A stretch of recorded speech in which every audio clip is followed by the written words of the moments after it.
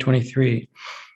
So doing so now will reduce confusion again for the building community. What we're talking about here in this resolution tonight is 3 codes with 2 code changes within less than a 1-year time frame. Third reason, a local energy expert on code, energy code expert, we'll call him, he visited the special SFC meeting last week that we had on this topic. And he stated that the differences between 2018 and 2021 energy codes are mostly upgrades in clarity and language, and they add multiple pathways for builders to meet the 2021 energy code. Fourth reason, per Colorado regs, each new version of this energy code must show energy cost savings. This means that most buildings are able to see a return on their investment of the higher code within only a few years of new energy bills. Fifth reason, the United States Department of Energy has performed an analysis showing that buildings meeting the 2021 IECC energy code, comparing that to 2018 code, will result in a little over 8.5% savings of residential building energy consumption. The sixth reason, adoption of a code does not necessarily have to include implementation. In other words, Lions could adopt the 2021 codes and then phase in any sections they choose to over time up until at least 2023 in July, if I'm right about that. So I hope you'll just go right to 2021 and keep it simple. And thank you for your time and all you guys do. Thank you, Mr. Keene. Appreciate it. Would anybody else like to address the board tonight?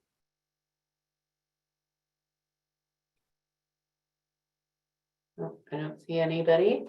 So we will move on to the Boulder County Sheriff's Office report, Sergeant Quest. All right, good evening, everybody. Do you have it? Sorry. A few things to talk about tonight. So I decided to postpone the grand opening of the substation for a little bit. We just weren't quite ready, and with the holidays coming up, and then with the transition of my tenure to Sergeant Cody's years, I figured we would do that probably in the first couple weeks of January, so to give people time to come meet him as well and do something a little bit different. So, and on that note too, I've been in contact with Phil West. He was a division chief with the Sheriff's Office for a long time, and he heads up our historical department kind of on a volunteer basis with the Sheriff's Office and whatnot. And he was the one that provided us the yearbook so that we could look for the badge design for the new marquee and stuff. And we got to talking about maybe some other historical things that might be of interest that we could put on display at the substation in a kind of like glass cabinet or something, maybe some historical artifacts of the police and sheriff, how it came to fruition, things like that, some artifacts and things. So I wanted to bring it to the board first, make sure that it was kind of a good idea. I thought it would be appropriate and something we can work on from here on out, and put something over there in the substation or in town hall that kind of signifies a little bit of documentation of the history of Lions in the Sheriff's Office. So I thought that might be a good idea. So on to the Spooktacular Parade. Went well. Unfortunately, I came down with an illness, but Cody, Sergeant Sears, did step up and take my place, which was appropriate. Give him a little taste of what he's in for. And but it went well. We were a tad bit short-staffed due to the CU game, but it went off without a hitch. So we will have a debrief with Dave Cosgrove and his team, and we'll also prep him for the parade lights. I provided the monthly crime report in your guys' packet. If you had any questions on that. Town Administrator Simonson put an idea out to have a similar report through our co-responders as well. And I know that's of high interest, and coincidentally, just yesterday, they put out their third quarter report. I don't know if anybody gets that or not, but it's about a 6 or 8 page deal, but I can highlight just a few things off the front page that are really stat related that I think you'll all find interesting. So this is their 2022 third quarter cumulative report up through the third quarter, I guess. 404 active co-responder calls in the county, 386 calls required some de-escalation services from our co-responders. 29% of those contacts were in unincorporated Boulder County. 33% of the calls received a behavioral health assessment for the people that we were helping, which was great. 18% of the callers that were involved in this formally enrolled in a behavioral health services after that, which is absolutely awesome. And then 61% of the calls primarily were mental health related. So that is a huge stat there at the end of why they're doing what they're doing. I can attest to Lynette is just been a godsend up here. She's busy all the time. So, but I can let her speak on that maybe in a future report, but we'll get something going for you guys as well. But I thought it was just appropriate that came in all at the same time. I definitely have to give a shout out to Lions football, go team, heading on to the next round of championship race. And then that is all I have officially. Everything else in town has been going good. I'll give my annual monthly public service announcement. We are coming into the holiday season. Crime of opportunity creeps up. Our flock cameras are all up and running. Training is going on, so we are getting deputies up to speed on that. I really hope that helps in the event we have a rash like we did a couple of years ago. It'll definitely help us in identifying, stolen vehicles, things like that, people that are coming into town that might be up to no good. But I always have to really stress the fact that crime of opportunity is huge. So unlocked doors, garages, packages outside, be a neighbor. If you see something, call. Please don't post it on Lions Happenings. Give us a call. I can't do nothing with Lions Happenings. I've been saying that for a lot of years, and I think you all know that. So, but we are doing extra patrols as well. We're focusing again on the early mornings and late evenings, driving around town. My guys are coming up there and doing that. We are in the middle of shift bids, so all the sergeants have been placed, and as you guys know, I'll be leading. I will know probably by next board meeting our personnel for next year, so I'll be able to get you guys introduced to the folks that will get up here. I think Tony Garcia will stay. He'll be on the same side of the week, and he's expressed interest to stay. He really likes it up here. I know my other side of the week, day shift, Deputy Kugel will be going to a night shift, so we'll get a new guy together. I don't know what about Deputy Coates, but I also do know Deputy Jason Ryan, our K9 guy, should be up here as well next year. So we're going to keep some consistency for the town. So, but I'll have some official words for you probably the next board meeting. I think we'll have that. So. And Sergeant Chris, when is your official last day? Do you know? I don't. It'll be the shift change is January 25th. So based on it could be that day. It could be the 25th. Okay. Based on how our shifts work and stuff. Good to know for planning or party planning. Oh. So the chart that Sergeant Chris referred to is on page 184 of our packets. It's in the administrator's report. And so I do have a question about this. So you said this is a 1 month count. Yes. And is this within Town of Lions city limits? This is District 3 and Lions proper. Okay. So it'll encompass basically calls from Nelson Road north to the county line, and then just outside of town, like the Apple Valley area, just a little ways up the mountains out to East County. Okay, great. So that gives us some good context. Yep. Any other questions for Sergeant Chris? Yeah. I have a couple of questions regarding the co-responder program. So one, how would we know which one of these would involve the co-responder? Because I can see there are several here, like domestic violence. Oh, gotcha. Yeah, so yeah, that's a good point. I can't answer that right off the top of my head. I don't know. I can talk to Sergeant Solomon, who helps put this together, and see if we can't break it down a little easier. Maybe have unincorporated District 3 and Lions proper, and then maybe a subsection for the co-responder or groups that are involved.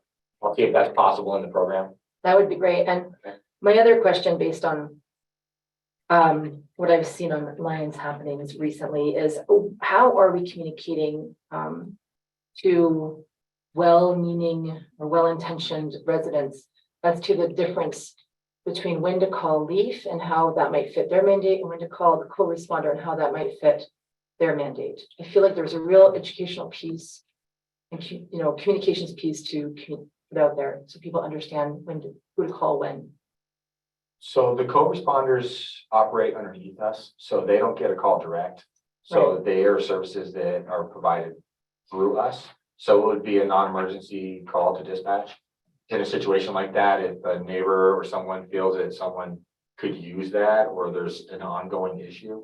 Co-responders also, part of that is like in the non-criminal element. We're trying to get that involvement before a crisis arises and we are actually called. So it can go through the non-emergency dispatch line would be the primary way to get a contact of that.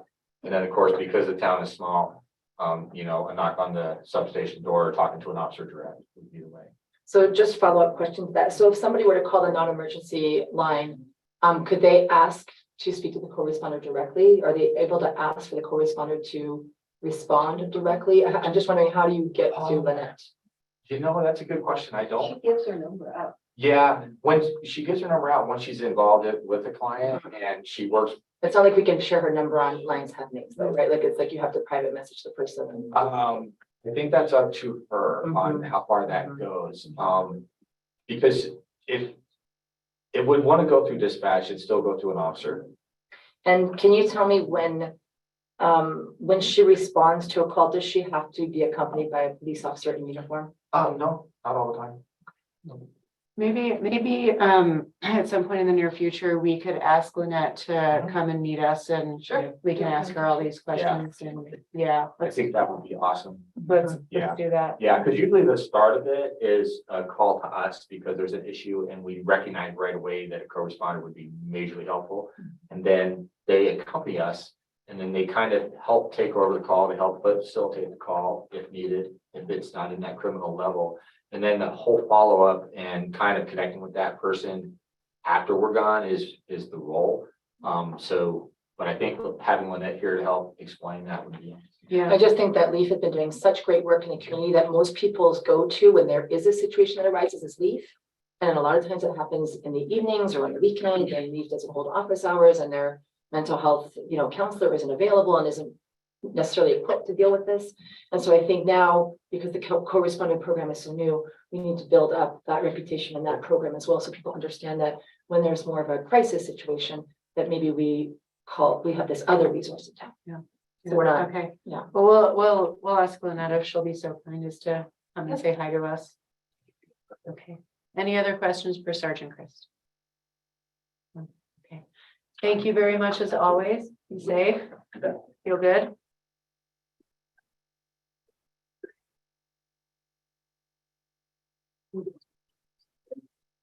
Okay.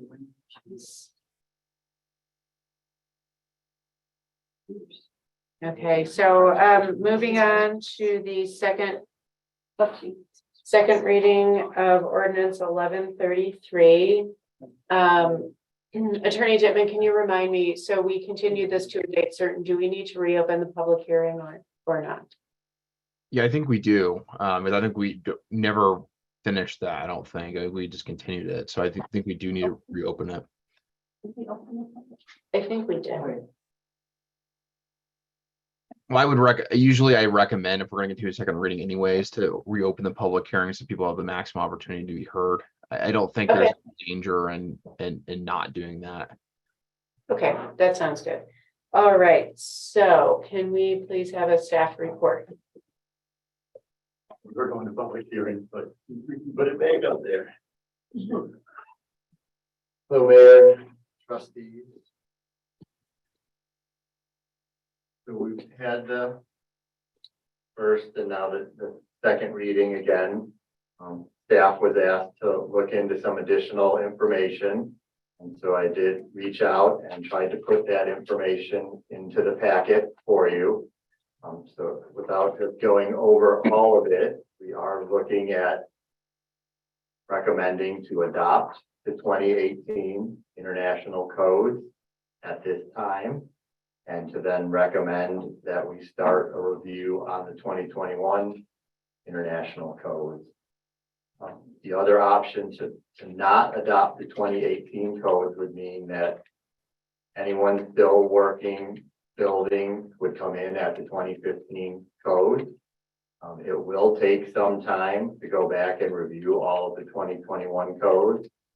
With the comp plan still finishing up, it was something the PCDC might also want to review.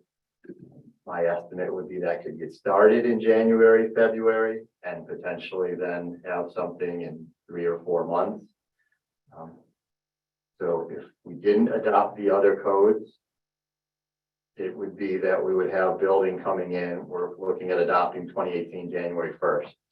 So if we didn't have those, we would have the 2015 code until the 2021 code was adopted. So we could think about some of the projects that are coming online. Do we want other projects coming in at the 2015 until we have time to look at the 2021? One item to point out that was in the packet, but that was specifically from the Colorado Energy Office. They mentioned that 2018 to 2021, there are several changes to the 2021 IECC that aim to make buildings nearly 10% more efficient than the previous code. They've created significant changes guide for the residential and commercial side. They say for 2015 to 2018, there are minimal changes between the 2015 IECC, that's the International Energy Conservation Code, which had been the biggest section of code that had been discussed and had concerns as far as which version we moved to. In 2018, they say the significant differences for residential, the largest changes are within lighting, thermal envelope, and energy rating index. So there are some improvements by going to the 2018 over the 2015. In particular, if you looked at some of the larger building projects that are out there, you want them to be able to come in at the 2015 if they were. It would be better to have them at the 2018 just to try to be a little bit further up on what they're going to have to do for energy conservation. The report. Thank you. And thank you for all of the research and the additional work you did. And before we move on to questions, I also want to thank the Sustainable Futures Commission for having their special meeting and weighing in. It's really very much appreciated. I don't know if anybody's on the line listening, but there you have it. Okay. So questions for Director Kaplan before we move into discussion. Anybody? No. Mayor Pro Tem. Hi, thank you. So can you just do me a little bit, give us a little bit more clarification? I think that we heard from Mr. Ed King about some of the differences between the 2021 and then what I read from the SFCs. It really doesn't sound like, can you confirm, does it really sound like there's a significant difference between 18 to 21? And so that's my first question. Second question, and a follow-up would be Attorney Dittman. Is there any reason why we can't just go ahead and do that this evening, or does that have to go through a full process? So perhaps the first can be answered and then followed up with that one. And I suppose so the difference, the Colorado Energy Office put out, again, their significant changes guide.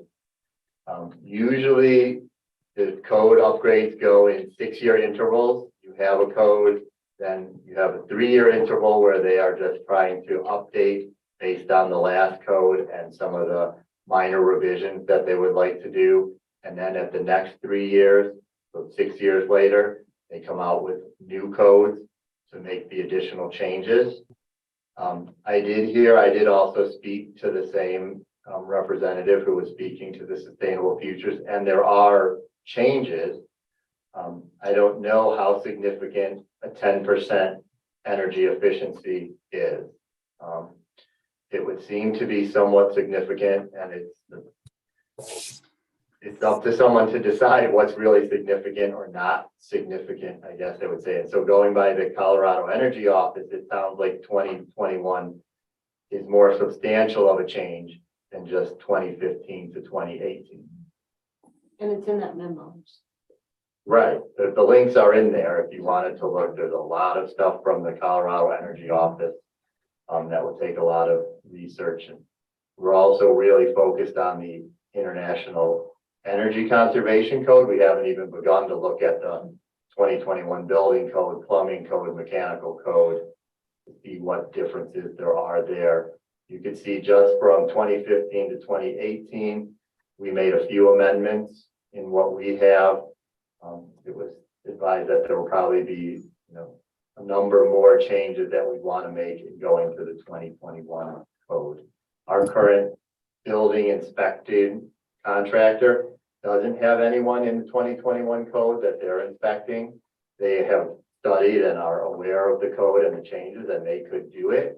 But currently they didn't have anyone in the 2021 code that they could compare for me. And that So- was the second part was for. That was for Attorney Dittman. I'm sorry, Attorney Denton, I'm just going to ask Aaron one more question. go ahead.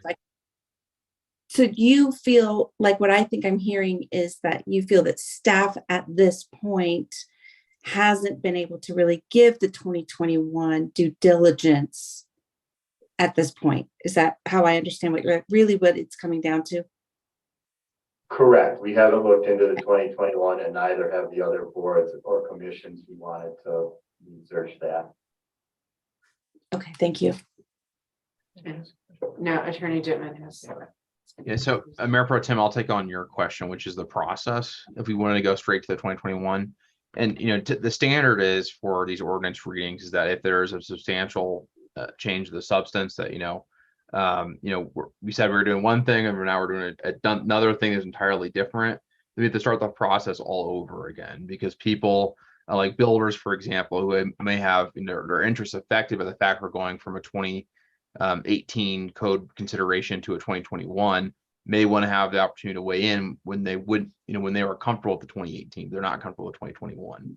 So we'd have to basically start over at stage one, which would be a first reading, a new second reading, and then of course 30 days following publication before it's effective. And so it would substantially add to the time. And we'd probably look in, into February, at the earliest before we could get this into effect. Okay, thank you. Trustee Redding. Yeah, just as far as the staff report, there was a couple of really good documents in the staff report that I really appreciated.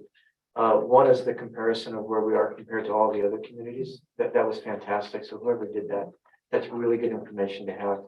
But I did want to ask about the fourth thing that was in the package, this thing called the code cohort. Have we discussed that in the past of being a part of the code cohort? Is there a reason we decided not to, or is there any history here? Because it seems like at face value, why not? This was the first I had heard of that. It may have come 2 Lions before, but I was not aware of it. Okay. How did we find out about it? How did you find The out? Sustainable Futures Commission. They did this? Okay. Okay. Well, they have representatives who work with Boulder County, Uh-huh. and so that it had provided that one to me. Also CC4CA I spoke to and worked with, and that was one of the documents in there was from them. Okay. Yeah, it's not on the subject tonight about being in the code of cohort, but I don't think that would be a bad idea to continue that discussion at some point. We are in several different collaboratives with these same communities, so it is surprising we were not invited to the table. Okay. Yeah, we can pursue it. Any any additional questions?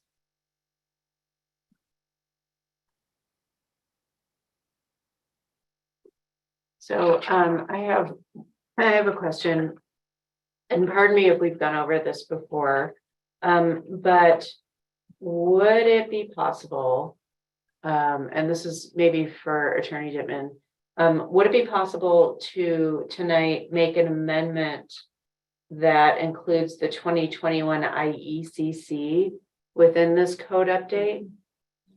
Or, and kind of do a combo or not so much?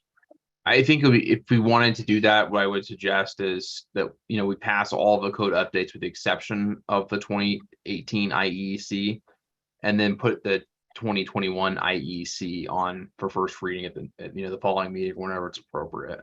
I Okay, think for the reasons I kind of mentioned to the Mayor Pro Tem, that it's like, if I was an interested party that was expecting to be under the 2018 and didn't want to be under the 2021, I've been deprived of the opportunity to speak on that because they didn't know it was an option, basically. got it. And so, and this is maybe a question for staff. Were we to pass the 2018 code tonight, what would the timeline be for moving to 2021? So I was thinking we could try to have that eventually by March or April of 2023 to have reviews. Again, DCDC I know is interested and has looked at the codes before, we've done that. And with them finishing up the comp plan, trying to get that finished and so to begin, and then with the holidays starting in January and seeing if 3 or 4 months you could have the full review of all the codes. I think I put, I don't know if it was March 1st or April 1st in my memo as a hopeful timeframe. Okay, so it's not like a years-long process we could do. Okay. Mayor Pro Tem? Yes, I'd like to speak on behalf of the PCDC. And then I believe that David, Planner Kimmett was there and can kind of confirm. We had discussed that it really isn't in the purview of the PCDC to, make a review and decision on building codes specifically. And so we looked it up and didn't find anything that really gave that task to the Planning Commission. And so unless there's some other place that directs that planning commissions typically make building code recommendations, they didn't feel that it was within their purview, actually. So unless we get other direction, PCDC probably is not actually would probably add this to their agenda going forward. So it would stay with staff or any other commissions that the Board of Trustees would approve, as I understand.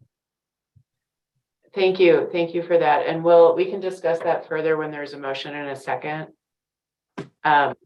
But we'll stick with questions for now. Attorney Dittman, did you have something to add?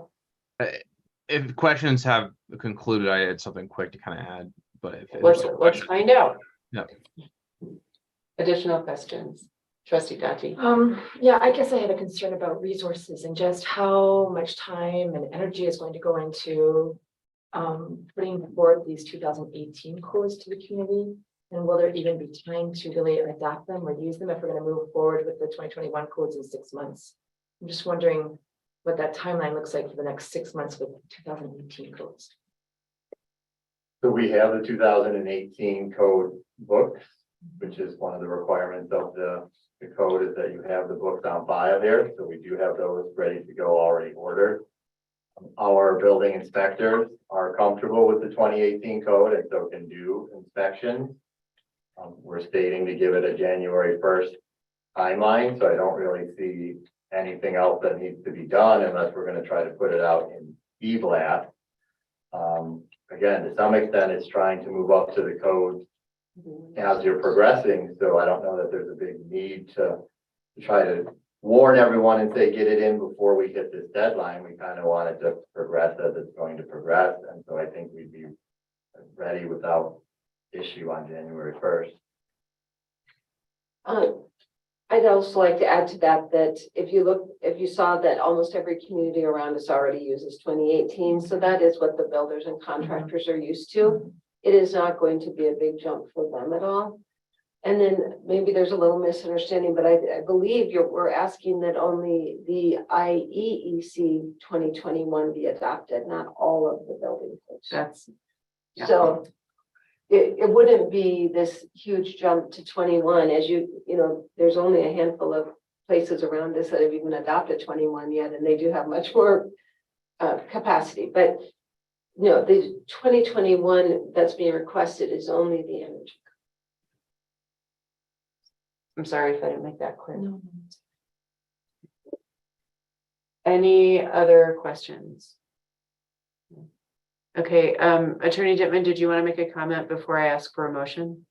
Yeah, and that is again to restate, I think we should have a public hearing. And my thought process on this is this, generally when in the past, when I've continued an item after a public hearing, the part which we kind of restart that conversation, nothing has changed. No new information is presented. It's usually for the purposes of reviewing a written decision. And there's no really new information being presented. In this case, we provided, which I think was useful for the discussion, new information on what the surrounding communities have about the cohort. So there is new information in the record. So I do think it is proper that we reopen the public hearing, kind of given the procedurally where we're at this case. And so I would ask that we reopen the public hearing if anyone is interested to speak, just so that those individuals, if they're now consider this new information, can comment on it if they so wish. Great. Okay, I agree. Thank you very much. So then I will reopen the public hearing. If you would like to speak to this matter, you can raise your hand, turn on your camera, stand up and come to the podium.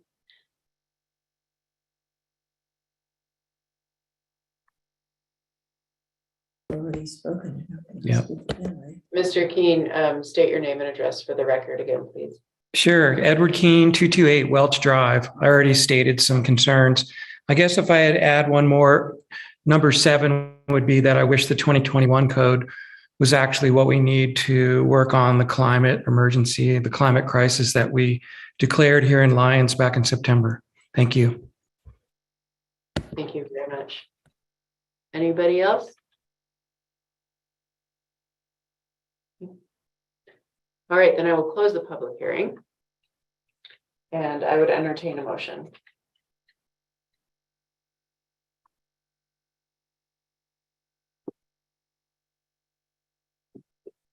I motion to approve ordinance 1133 on second reading. Thank you. Is there a second? I second. Thank you. All right, discussion. I think that would be good to adopt 2018 with the IEC of 2021.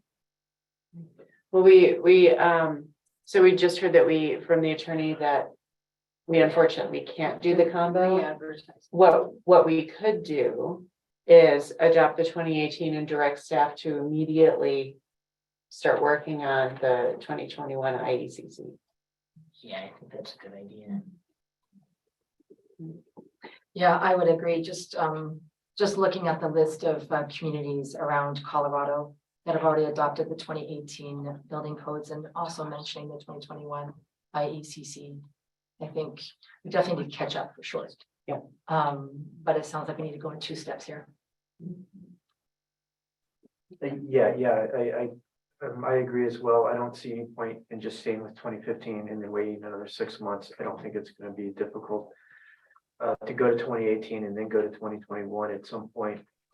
Direct staff on 2 things, the energy thing, and then the code cohort program. It just seems to me that I don't know why we're going to be different than Longmont. I mean, almost all of our contractors live in Longmont anyway. I mean, why would we be different Longmont? I don't see any reason why Lyons wouldn't do anything different. The previous comment about, I was on the PCDC, they asked us to look at building codes. It felt out of our purview as well, or it felt out of the purview when I was on it. They're not an engineering board. I don't think we really even have an engineering. I mean, a staff or anybody that's really technically an engineering expert. So I think we should just go with the cohort program and go with different communities. I'm done. Mayor Pro Tem, I'm gonna pretend like you're sitting next to me and call on you next. Thank you. Yes, I was just going to say, echo exactly what Trustee Edding is saying, that I think that the PCDC doesn't feel that it's necessarily in their purview and wouldn't want to hold up any future building code, ordinances, changes, etc. So, but with that also, I do think that a 2021 IEC and other is really going to fit in better with our comp plan that's going to be coming out and soon adopted. So that's just something I'd like to put out there. I think 2018 is a step in the right direction, and I don't think we should stop there though. And so I just kind of wanted to address the PCDC element and comprehensive plan element. Thank you. Trustee Williams? I'm in agreement with Trustee Edding. Great. And so am I. So let's vote on passage of ordinance 1133, and then we'll give direction to staff. Right.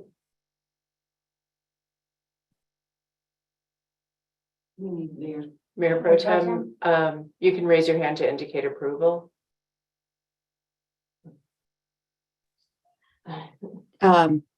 I was ready to do that. Hold on one moment. Okay, There we go. there you go. Motion passes unanimously. Thank you. Okay, so sorry. So we passed this, and then I think unanimously would direct staff to bring forward the 2021 IECC as soon as we can, so we can update the energy code. And then after that, let's take a look at the 2021 building code, and investigate joining that code core. That's hard to say. Yeah. Code core. Maybe that's why we didn't do it. Right? Okay. So the next two ordinances, 1134 and 1135, I am going to recuse myself due to a potential conflict, and so Mayor Pro Tem will be taking the reins. If somebody wants to just come and grab me when those are done, that would be great. I'll be out eating that leftover Halloween candy.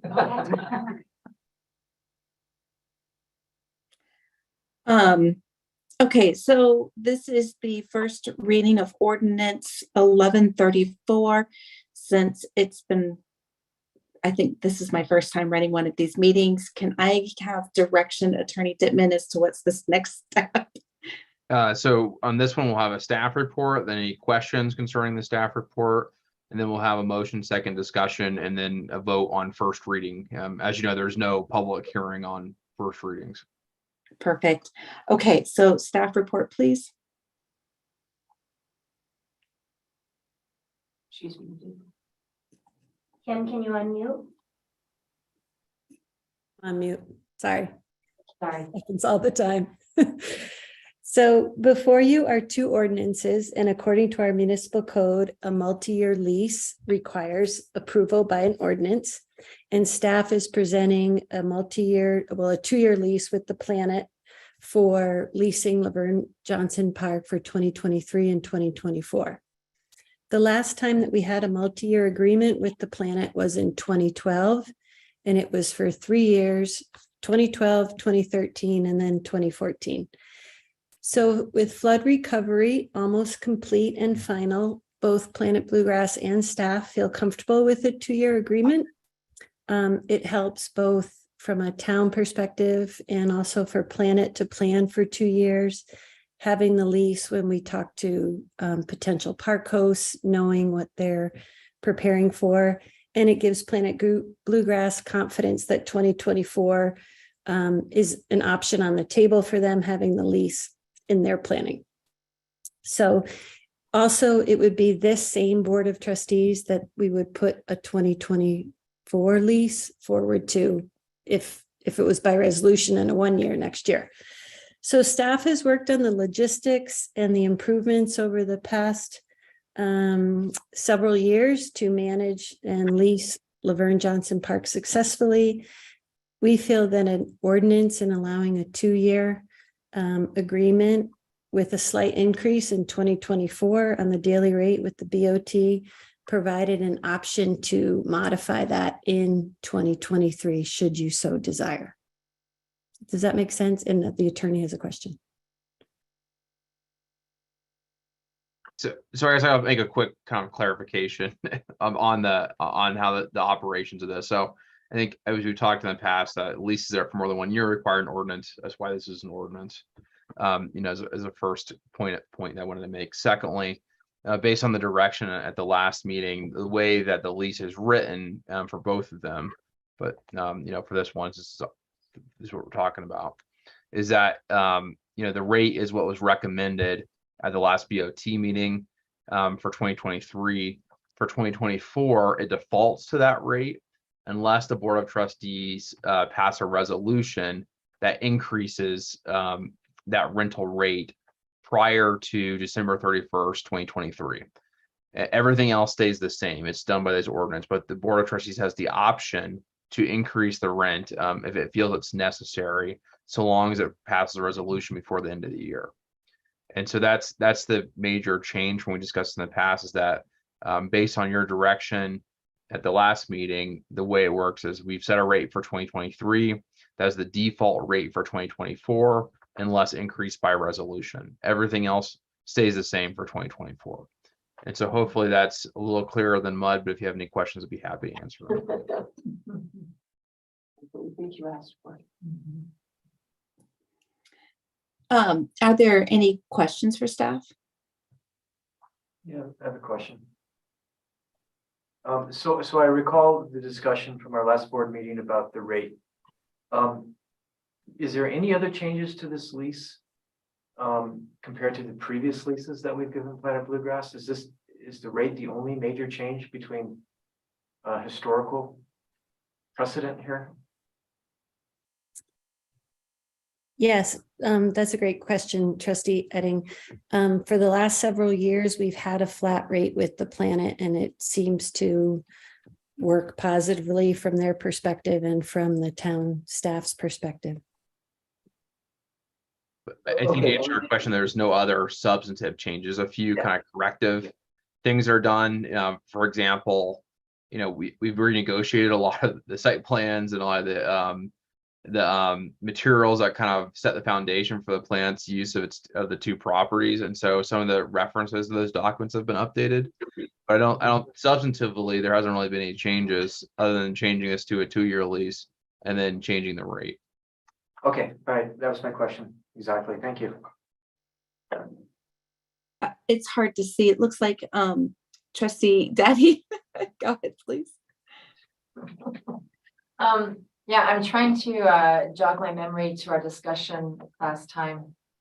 Could we hit the microphone button on the mayor's microphone that allows her to talk? Thank you. Oh, It's over to the right. There we go. Thanks. Thank you. Sorry, I remember we talked about parking and how much it would cost to rent out all the parking spaces, but I don't recall the conversation around the Second Ave trailhead parking. So I just see it's been included here for 3 days. Is that a new development? No?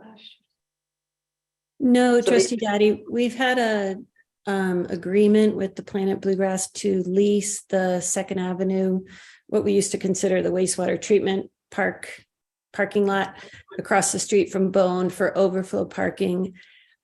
Ooh, I'm gonna say 2019, and then they didn't have a festival in 2020, and I'm a little fuzzy in 2021. Maybe I see Zach's on here, he might remember, and we did use it with them for 2022.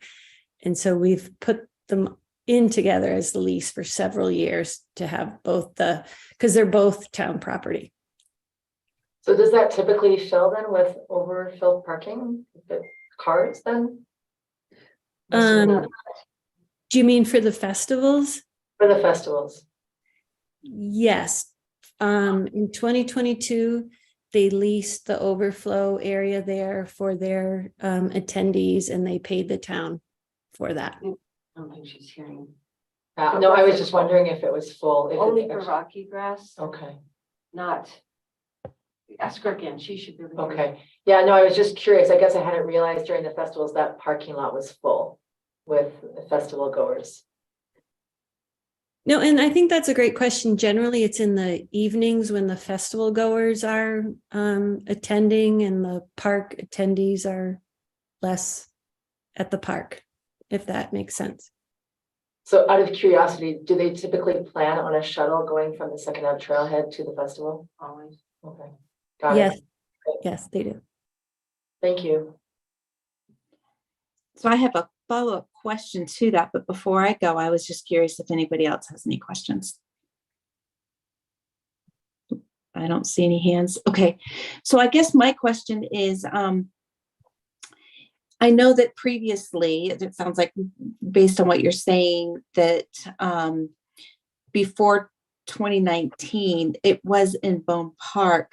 I'm just wondering if in 2024, the hotel, let's just say, it's built and they start accessing the Second Avenue lot. Are we able to be flexible and move parking back to Bone Park, and will Plant Bluegrass be okay with that flexibility if that becomes necessary? Does that matter in this contract to have a plan B? So I think, go ahead. I can respond. If we enter into a lease agreement with Moss Rock, it is probably going to be for the furthest row of parking nearest the east fence, southeast fence. And so if we have a lease with them already, we don't have one in place yet. That's that detailed, I don't believe. So, if we have a lease here, we will have to, honor whichever came first, but I believe the hopeful intent would be they could continue to lease that one line they need to, and then if Planet Bluegrass needed additional parking, they could be on the other side of Bone Park. Okay, so But doesn't- it may be up to Attorney Dittman, and I see Mr. Tucker's here too, if we need to write that into this agreement for 2024. Yeah, so right now, the lease of the Second Avenue Trailhead parking is for all of it, is the way it's written. And so I think, Planet Bluegrass at their option could sublease it to whoever. But right now, they would have the sole right to all of it. And if we want to make something different, we have to put something into that effect. well, could that be done by a resolution if we looked like we were coming into some sort of challenge? Yeah, I mean, the parties could always, the town and Planet Bluegrass could always negotiate to amend the leases, but that'd have to be done via ordinance. And so I would recommend, if that's something we're concerned about, we think the hotel will be up and running by 2024 and we'll need that parking, we should write in the lease now. And we can do that via an amendment on second reading fairly easily, I would think. Okay. Okay. If staff could just maybe consider that a little bit as to what could be something that could be amended for second reading to just cover basis that makes all potential parties and current parties, happy.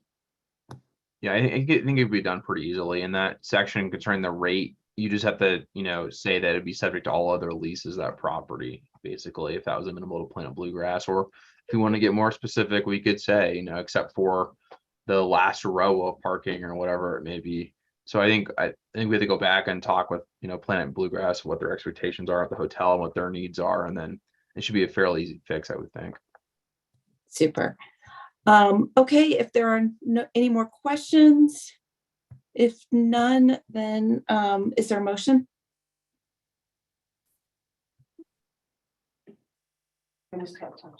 You can do it. You have to push it. Okay.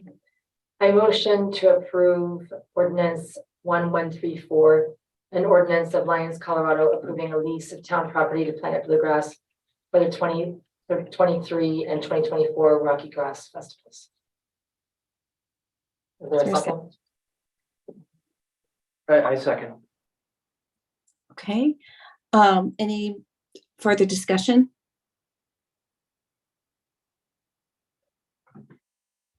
It looks like none. So then I call for a vote. All in favor? The motion passes unanimously. Thank you.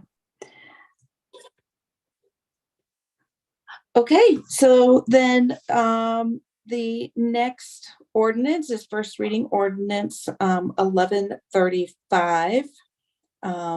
Lease approval property for Planet Bluegrass for Rocky Mountain Folks Fest 2023 and 2024.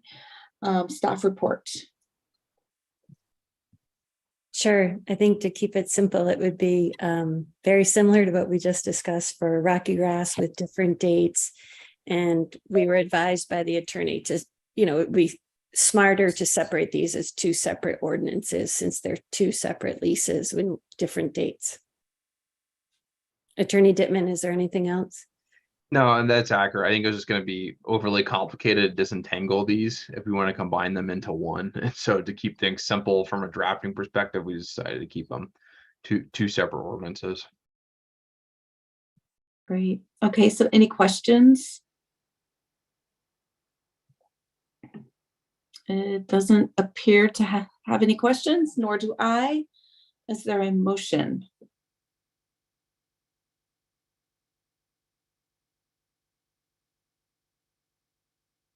I move we approve ordinance 1135, an ordinance of the town of Lyons, Colorado, approving a lease of town property to Planet Bluegrass for the Rocky Mountain Folks 2023 and 2024 festivals. In a second. Second that. Great. Any discussion?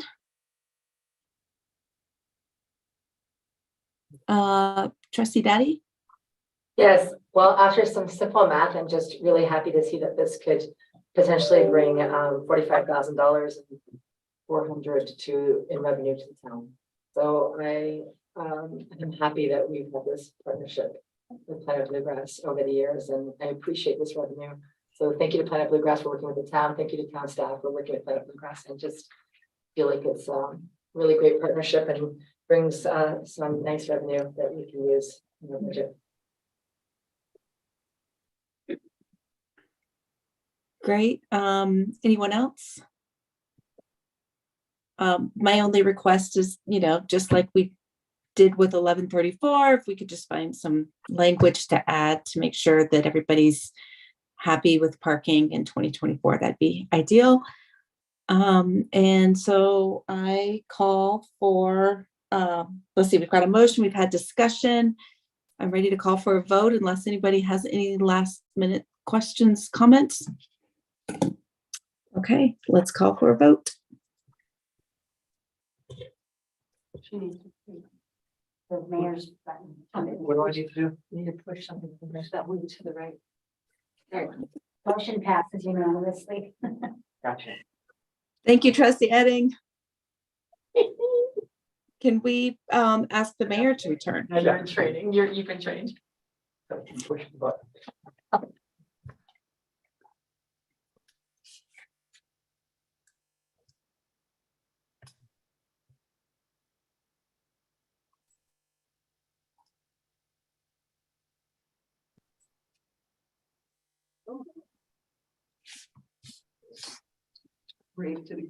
Oh.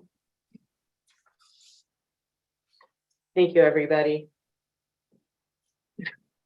We managed barely, but we did it.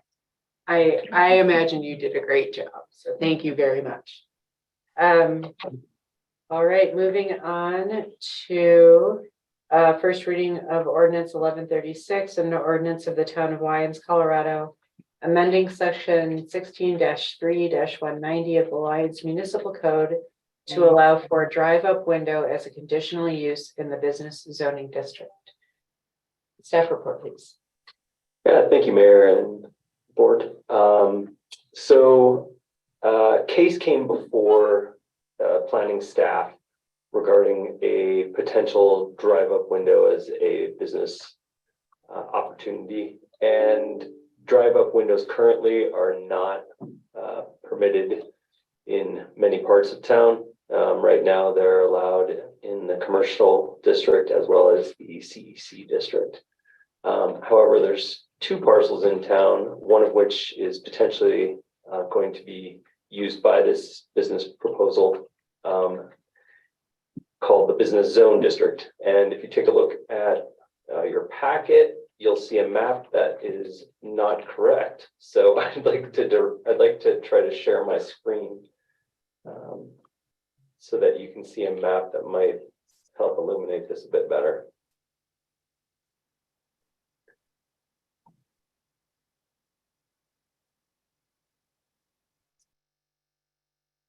Bear with me 1 minute here.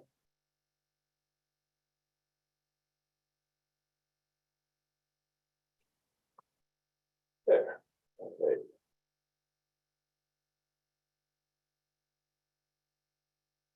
There we go.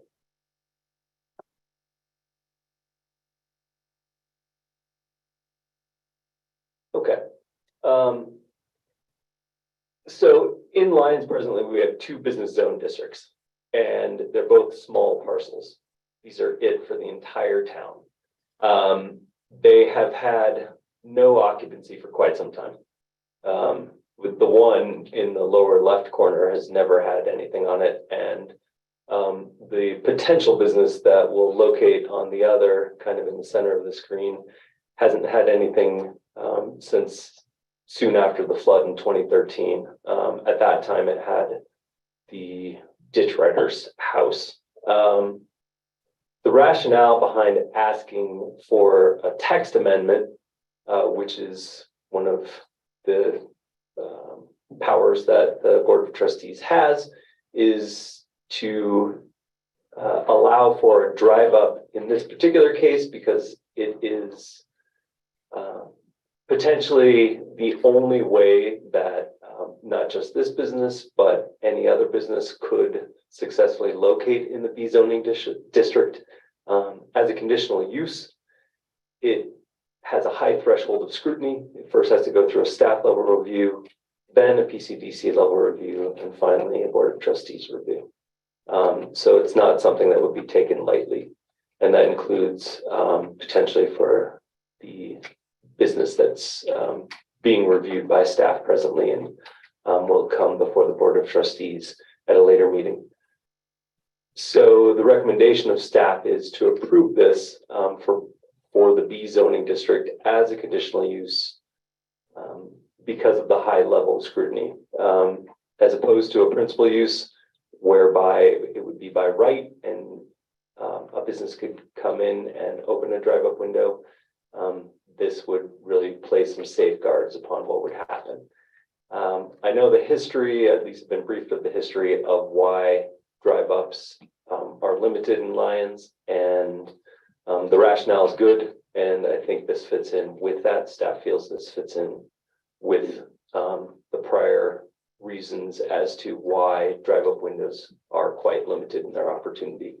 One thing to be sure of, or to make note of, there's a difference between a drive-up window and a drive-through. A drive-up window is you drive up to the window, place your order at the window, and await your service, as opposed to a drive-through, which typically means you order at a distant kiosk drive-through, pick up your product, and drive on.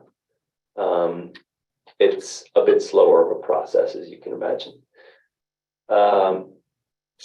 I think outside of that, I'm happy to entertain any questions that any of the board might have. Thank you. Yeah, if you could unshare your screen, that would be super. Sure. Yeah, and my own face. Yeah, you're looking at my teeth, which no one really wants to see. Okay. Okay. Questions for Planner Kivett? Trustee Dati. So I just want to clarify, we already have a drive up in Lyons, correct, with the dairy bar? You have, no, that's No, not a drive. the liquor store. The liquor stores both have them, but they were grandfathered before. So according to your definition, the Lyons Dairy Bar, you pull in, you place your order, and you wait at the window to pick up. But you don't order. But you don't, yeah, Thank you. it's delivery It's an too. American thing. Okay, thank you, thank you, thank you. Yeah. Okay. Not ordering from your company. Other questions? We have a walk. Mayor Pro Tem. I am curious, Planner Kemet, what is the history about drive up windows in the town of Lyons? Because I did look in the comprehensive plan and didn't see anything about that. And there isn't currently something that's seems to be in the new comprehensive plan about it. So I'm kind of curious what that history is. Yeah, good question, Mayor Pro Tem. So to the best of my knowledge, the history is that in prior years, long before my experience, there was a movement to try to make it challenging for chain type of drive-through restaurants, franchise restaurants to open in Lyons. An example would be McDonald's. And to do so, when the code was revised in 2008, there was some creative language used that allowed for drive-ups in the defined terms, and drive-ups are kind of a bit more old-fashioned and do and have just by their nature limits on what a typical franchise would find as a satisfactory use of or potential use of a piece of land. So since that time or subsequent to that time, really there hasn't been a drive-up window application. It's in the code and it's allowed currently only again in the C and CEC districts, but not in the B. By conditional use, correct. And the conditional use, again, is a great safeguard so that it really would have to go through quite a few traps to make it to the point that the Board of Trustees would be approving something. Hoops, would be the better word to use. Hoops. Hoops, traps. Yeah. I got to run the traps. So I guess the last thing to mention about this would be that as a conditional use, any approved use would apply to that particular business only. It does run with the business, not with the land. So should any approved use cease its operation, a future business that would like to seek that opportunity would have to go through the same process. Thank you. So I have a question. Well, and at some point in the future, maybe not tonight, but I'm really confused about why we have this B district with these two tiny parcels. It doesn't really seem to make much sense. It's a great question. But so conditional use with a drive-up window, would, for example, a Sonic be considered a drive-up window? It wouldn't, because you don't order from a window at a Sonic. So it has to be an actual window. Yeah. Okay. Yeah. Defined window. And and this might be a question for Attorney Dittman. But what conditions can the town? I mean, this is we're talking about conditional use. So what conditions are kind of out of scope? I mean, I'm just trying to think about, what historically the town has tried to prevent from happening and how to continue that should the board decide they want to. Yeah, so typically conditions on land use approvals are reasonably related to whatever the potential impacts of that business is. So like, I think one that may address your concern in this instance is that they only have one drive-up window. And so you could have like multiples, like, at a McDonald's or whatever. You have the one where you wait and put in your order and receive your food. That may be a condition to kind of preserve that kind of slow paced, more casual type of, feel for the business. There could be other things we could think up of, but that would be addressed at the conditional use stage and not at the text amendment stage. Okay. And this particular ordinance is only affects those two tiny pieces of plan. Yeah, it affects all current and future B districts. So currently there are 2. If we were to do a general rezoning and create a whole bunch of new B districts, it would affect those as well. Well, and how would, okay, so I'm glad you brought that up because I'm curious about if we happen to rezone these 2 tiny B districts into a zone, they'd be grandfathered. So, okay. Yeah. Okay. Just through that use. Just through that use. So, Yeah. so if, for example, we pass this and then the applicant goes through the process and it's approved, that use is approved. If that got rezoned commercial, they would still have that They use. could stay until, yes, that changed. Okay, okay. Any other questions? That's why we have multifamily homes in R1s. Got, Yeah, because they were grandfathered many, many years. okay, Haven't heard of this. Haven't heard of this. all right, no, okay, if there are no further questions, I would entertain a motion.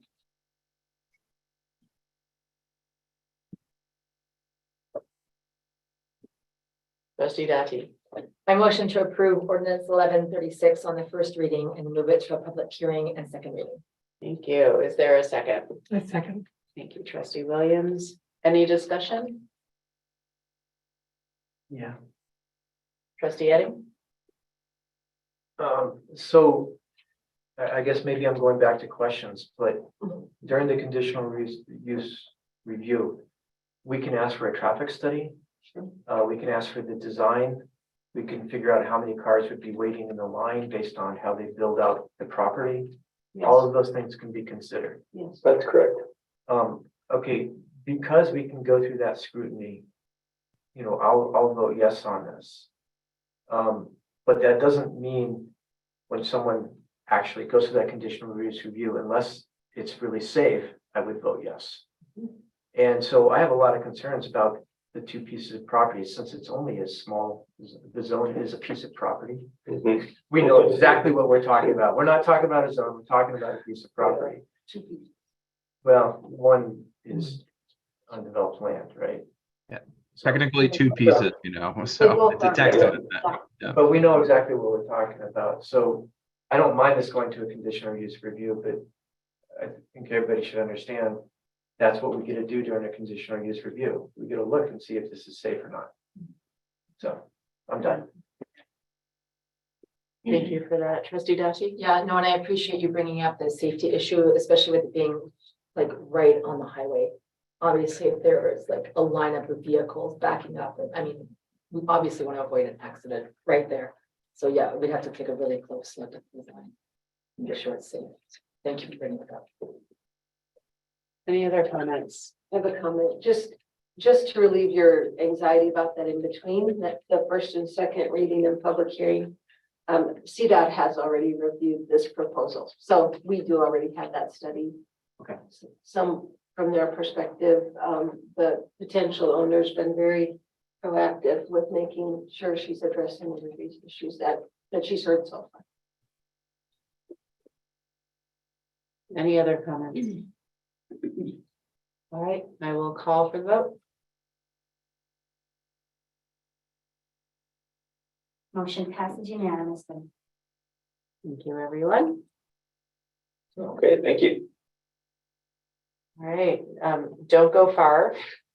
Understand it. Because next we have first reading of ordinance 1137. An ordinance of the town of Lyons, Colorado, amending section 16-3-150 of the Lyons Municipal Code to allow one standard town of Lyons lot as recorded on the plat of March 20th, 1929, to be considered as meeting the minimum lot development standards in the low density residential zoning district. Okay. Staff report time? Yes. Okay, thank you. Thank you, Mayor and Board. So again, what precipitated this was a potential development, in this case, a landowner who owns a parcel that's comprised of 2 lots in the historic part of Lyons, came and asked if they could split their parcel into 2 lots, into 2 new parcels. At some point in history, those two lots were joined, maybe even when they were platted. They've been joined since that time. It's hard to say. But as of right now, those two lots are one parcel, so they would have to go through this individual would have to go through the subdivision process. What I discovered was, and this is pretty much blanket across all of historic Lyons, is that in 1929, the amended plat of Lyons in 1929, which is the ranking plat by which all of the historic central part of Lyons lots are divided by, had created inadvertently smaller size lots than the minimum subdividable lot area required within the current zoning code. Yeah, yep. There's a bit to this, a bit more context to this. So what happened in 1929 is it amended the plats of 1882 and 1890, which did not contain alleys. However, the alleys existed.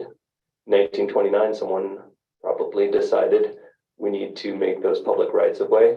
And to do so, they all lots ceded 10 feet off of the rear of their properties to the town. That created lots of varying sizes, but roughly most lots in the old part of Lyons are now 6,800 feet. The current R1 zoning code, which encompasses most of Lyons, including the historic part of Lyons, again, the minimum subdividable lot size is 7,000 square feet.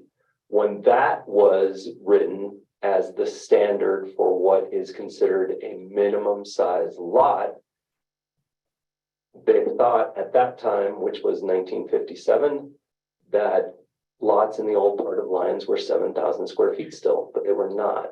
They had lost square footage. So this individual came to me, and my first interpretation of what they wanted to do, I went by the letter of the code, not the spirit of the code. And the letter of the code is, I'm sorry, you have 12,800 square feet of land. It's not enough to subdivide into two lots, even though you own two lots. You can't subdivide this currently.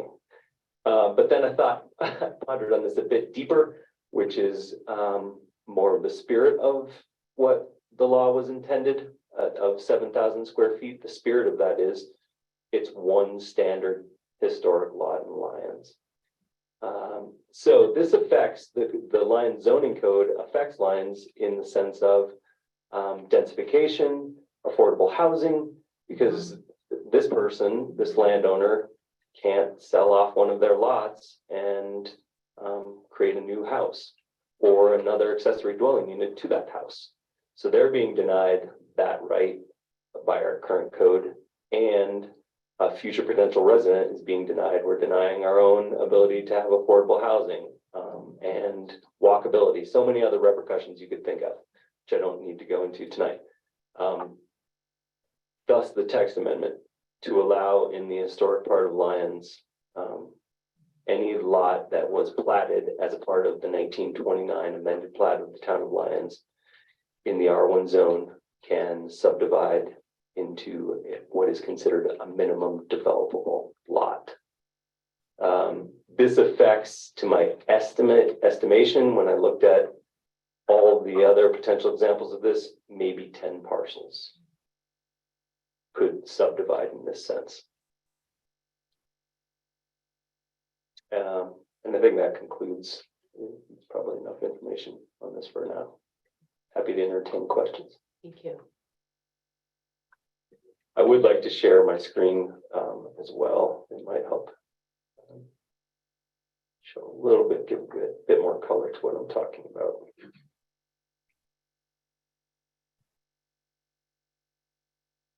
So as you can see, this is historic Lyons. And you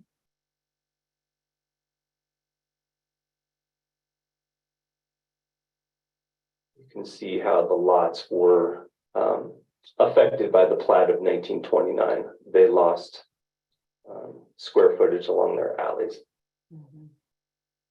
Originally, an original town lot, I did fail to mention this, so an original town lot in the 1882 and 1890 plats were 50 by 140 feet, which equates to 7,000 square feet. So that's where that number comes from. However, for the plat that we currently utilize, lot dimensions were diminished.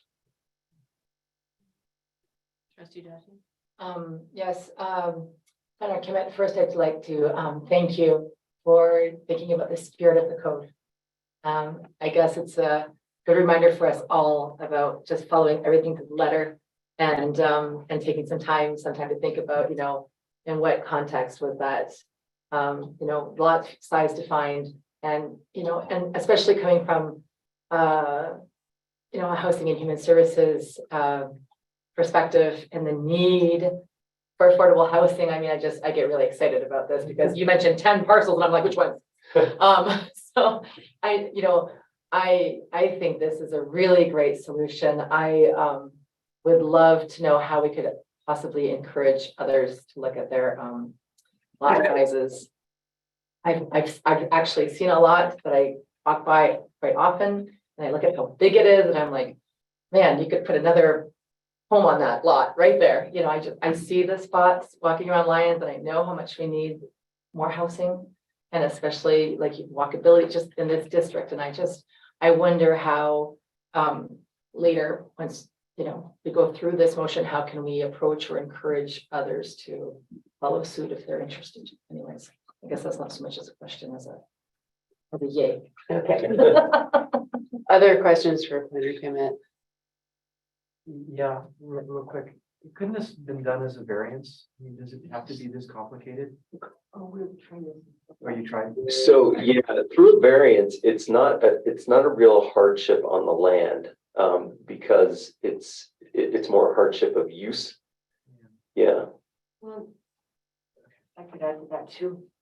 We thought this was actually simplifying it instead of having to have 10 or 12 different people come in individually with the variance. If we made this as a code change, text amendment, then people don't have to come to us at all. We can just deal with it at staff level. That makes so sense. That's why we thought we would introduce this. On that note, too, the Board of Adjustments had requested that this kind of be looked at as well, because for a while there, they were getting variance after variance just because they wanted a fence. And the old town setbacks didn't meet that, so the Board of Adjustments was like, what can we do to eliminate? That makes total sense. Yeah. Other questions? I have one. So this proposed text amendment says that if a lot is less than 7,000 square feet, it can be considered as sufficient for the minimum lot area development standard, which means that you could subdivide it. But there's no definition of what is the smallest lot you can subdivide. It would have to be a standard lot of the plat of 1929.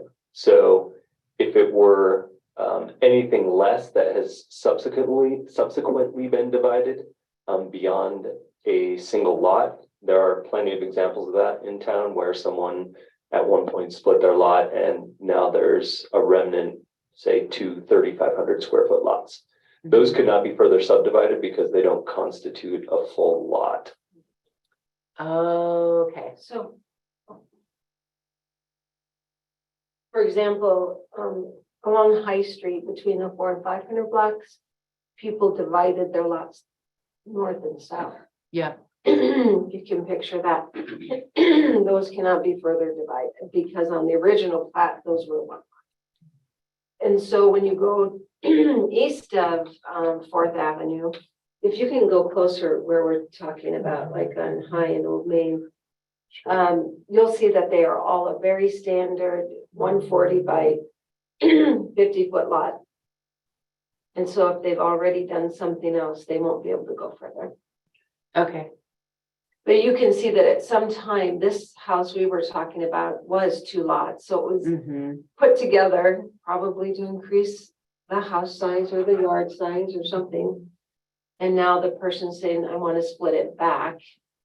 I'm 200 feet short. Okay, So anybody that was platted as a single lot got it, could do it. got it. Okay. Great. All right, are there any last questions? Okay, I'd entertain a motion. Trustee Dottie, I'm very excited to move to approve ordinance 1137, an ordinance of the Board of Trustees of the Town of Lyons, Colorado, amending section 16-3-150 of the Lyons Municipal Code to allow one standard Town of Lyons lot as recorded on the plat of March 20th, 1929, to be considered as meeting the minimum lot area development standards in the low density residential zoning district R1. thank you. Is there a second? Okay. Thank you, Trustee Williams. Is there any discussion? No? Okay, then I will call for the vote.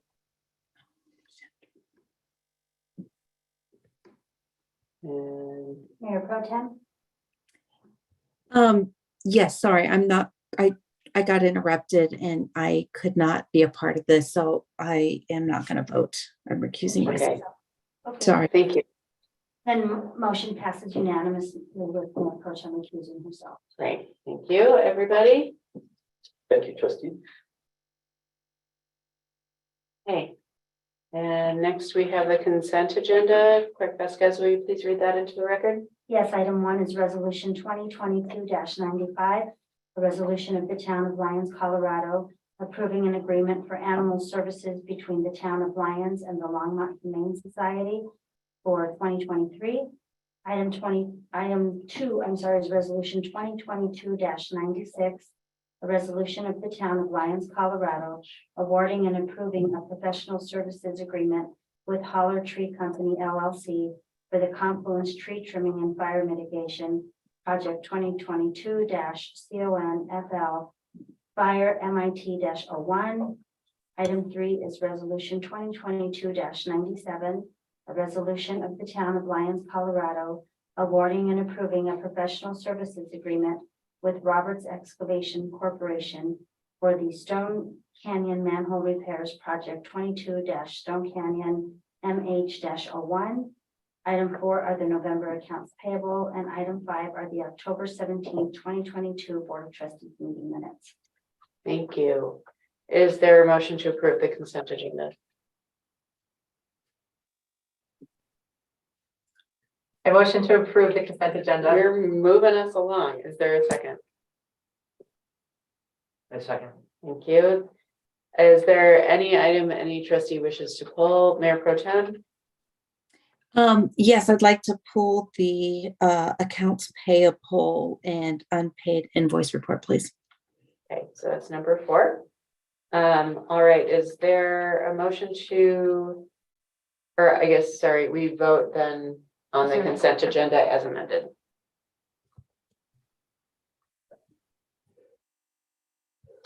Motion passes unanimously. Thank you. Mayor Pro Tem? So, yes, I have a question. Was there something, I don't have it in front of me because I'm looking at all of you lovelies. But I believe there was an invoice that I saw related to a charge from Highland Ditch for $7,000. Is that accurate? Yes, that's accurate. We received an invoice from Highland Ditch for that amount.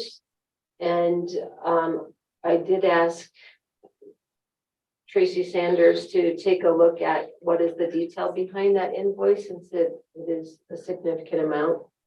And she said she was going to join the meeting. Maybe she's there was a telephone on there. Tracy, are you on the meeting? Okay.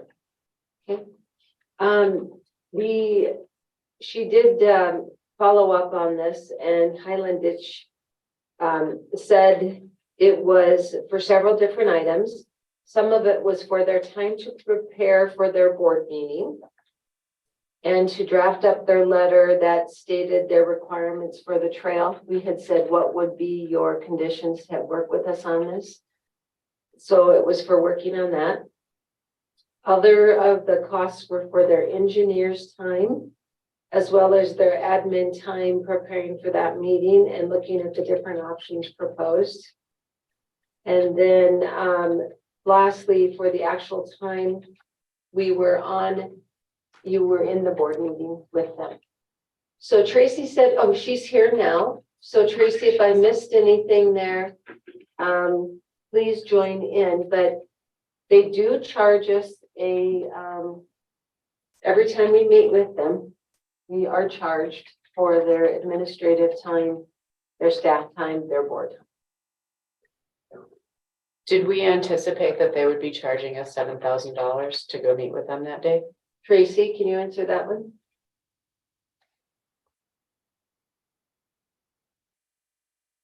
Tracy, can you hear us?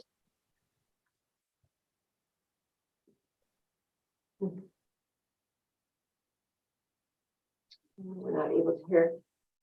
We know that they charge us every time we submit something and they have to review it. Oh, she's saying sorry. I don't believe any of us anticipated a $7,000 bill for that time. We've met with Highland Ditch before Yes, about various things. we did not, she said. Okay. Have we ever received an invoice in that amount for a basic meeting with Highland Ditch? No, I think the most we've ever received was maybe in the 1,200 range. For agreements that we proposed and they reviewed by their engineers. 2,100 is the most we've ever paid them in the past. Do they state the amount of hours? No, They just give you a blank bill. it just says board meeting and an amount. It wasn't broken down into timeframes. I believe Tracy, correct me if I'm wrong on text, but I believe she inquired to receive that. More detail. Mayor Pro Tem, do you have additional questions? Sorry, we sort of commandeered the conversation over here. No worries, that's okay. You're getting to it. I was just wondering if it sounds like you said that that they charged for actual options proposed. So if I'm understanding, I obviously was not in that meeting. It was a preliminary meeting. It took less than an hour from what I heard. Were actual options proposed, or was the meeting's intent initially just to see if we would work together and could move forward? And I can answer that since I was in the meeting. The meeting's intent was to see if they had an interest in further discussion. And I see Tracy's on the line. So Tracy, I'll let you answer if you can. Yes, sorry, I had to join my phone. So I think I heard part of the question. So it looks like their engineer went out on site and looked at, drew up a map of where they want to put a bridge and a road if we were to utilize the trail, and where they want fencing. So we're being charged for her time to drive out there, even though we've met with them multiple times on the site. She met out there again with another member of the ditch company, and she made up a map for their board to review. And then I think it was also for our time to meet with them in their board meeting, and then their admin time to put together the letter letting us know that they're willing to work with us and that their requirements are going to be the fencing, the road, and a bridge. And yeah, we never know how much it's going to cost us. They never tell us ahead of time, that we anticipate we're going to put this many hours into it or anything like that, and what their rate is. So my next question, thank you, Tracy, I appreciate that. My next question is, Attorney Dittman, if preliminary meetings, is there a what is the right word, precedence for getting an invoice without ever having a preconceived notion of what is going to be charged? There's a precedent with Highland Ditch. This has happened before. I mean, we've gotten invoices we've disagreed with 100%, and we've fought them on. I can tell you that it was not pretty. It did not resolve itself quickly. It took a lot of time. There's a precedent in that we've received invoices we have disagreed with in the past. And so, I mean, there's not if you're thinking about precedent going forward, approving this one would not say we approve all future, invoices or anything like that. So I guess I don't fully understand whether you're asking about whether there's a past precedent or whether this would create a future precedent, but I would just say that we've definitely disagreed with them on their invoices in the past. How did those typically get resolved? A lot of back and forth, and letters, and it did not end well. The parties were not very happy with each other in the last time we did this. So are there terms on there to pay within a certain amount of time on that bill? Is there something on to pay? Yes. 30 days, 60 days, or something along those lines? Oh, she said there's no terms on this particular invoice. No terms. Interesting. I think maybe I misunderstood what you meant, that we don't have an agreement with them. So generally, when you have a precedent set, it's because you have an agreement with somebody. There's no, we did sign, they did have us pay $2,500 up front, and that doesn't cover any cost. It's just $2,500 to say that they will look at our project, and it doesn't cover any cost. So we did also earlier this year sign that agreement and paid the $2,500, and it does, I believe the agreement does state that they will charge us for their time, but it doesn't, I don't believe it gives any rates or anything like that, and it's not really a formal agreement, but it is stating that they will consider our project and they will bill us for their time for it, and that costs us $2,500 to do that. So if I just want to just reiterate that the St. Vrain project right now, if I remember in our budget meetings, we are probably in a shortfall to make the connection from us to Longmont and Boulder coming together. We're about a $300,000 shortfall, but we wanted to make a commitment that going forward, we would investigate how to make this connection happen. So now we're in about a 300 plus 7,000 shortfall. Is that correct? So if we go with the option where we stay on town right of way, then we're at a $200 or $300 shortfall. If we go the option where we're going on Highland, that approximately 300 feet on Highland Ditch property, then we're more at a $500,000, $600,000 shortfall. Okay. Okay. Well, I just wanted to ask about that. I appreciate that information. Thank you very much. I'm going to look if there's a term on it. Okay. And I'll ask, thank you, Mayor Pro Tem, and Tracy, I'll ask you if there's anything else you would like to add since we have you on the line. No, not at this time. I think I can just add that they have submitted a letter where they have said they will work with us and what their terms are for that. It doesn't explicitly say the terms for the leasing or permanent easement, whatever we decide to do with that use of that property, but they basically stated they need some security measures, access, and that they would work with us on some type of agreement for use of their property. So we did get what we needed out of that meeting, but now I think we'll come back to the board at some point for direction on the alignment to move forward. So I'm just going to say I'll address some ideas on moving forward in my trustee report time. Okay, great. Administrator Simonson. I am looking at the actual invoice. It does say the terms are just due on receipt. There's nothing else specifying a time frame. And she did include detailed invoices from the engineering company and the survey company. So I can send those to the board if they'd like to see those.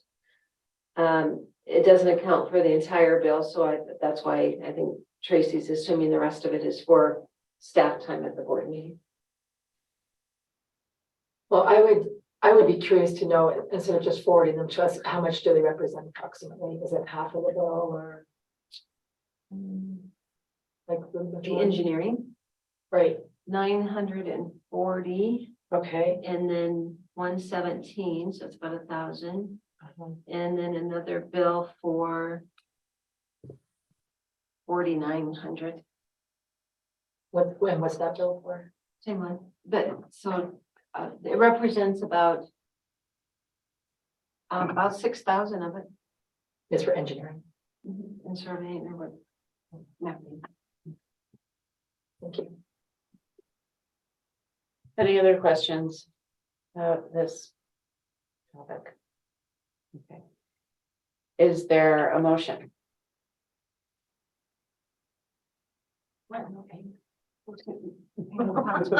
You make it, no, this is the entire accounts payable. No, this is just this item. Accounts payable was approved as amended. Oh, so we just So pulled the now- Highlands Ditch Yeah, item? this is what we're. Okay, okay, thank you for that Yeah, thank you. clarification.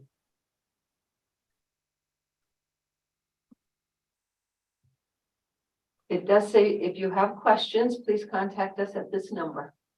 But you would Well, probably, and sorry, we could ask questions, but I think we know what the answers would be. we'd be charged for our time. Yes, you That's are. right. Yes, for answering the phone. Well, and maybe we should be thankful for this red flag. Moving forward. Well, I am still looking for a motion of some kind. It's either approve or not approve the invoice.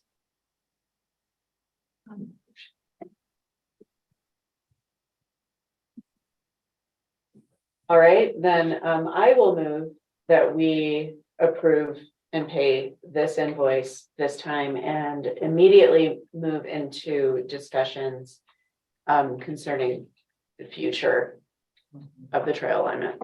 Oh, second that. Yeah. Any discussion? Okay, call for the vote.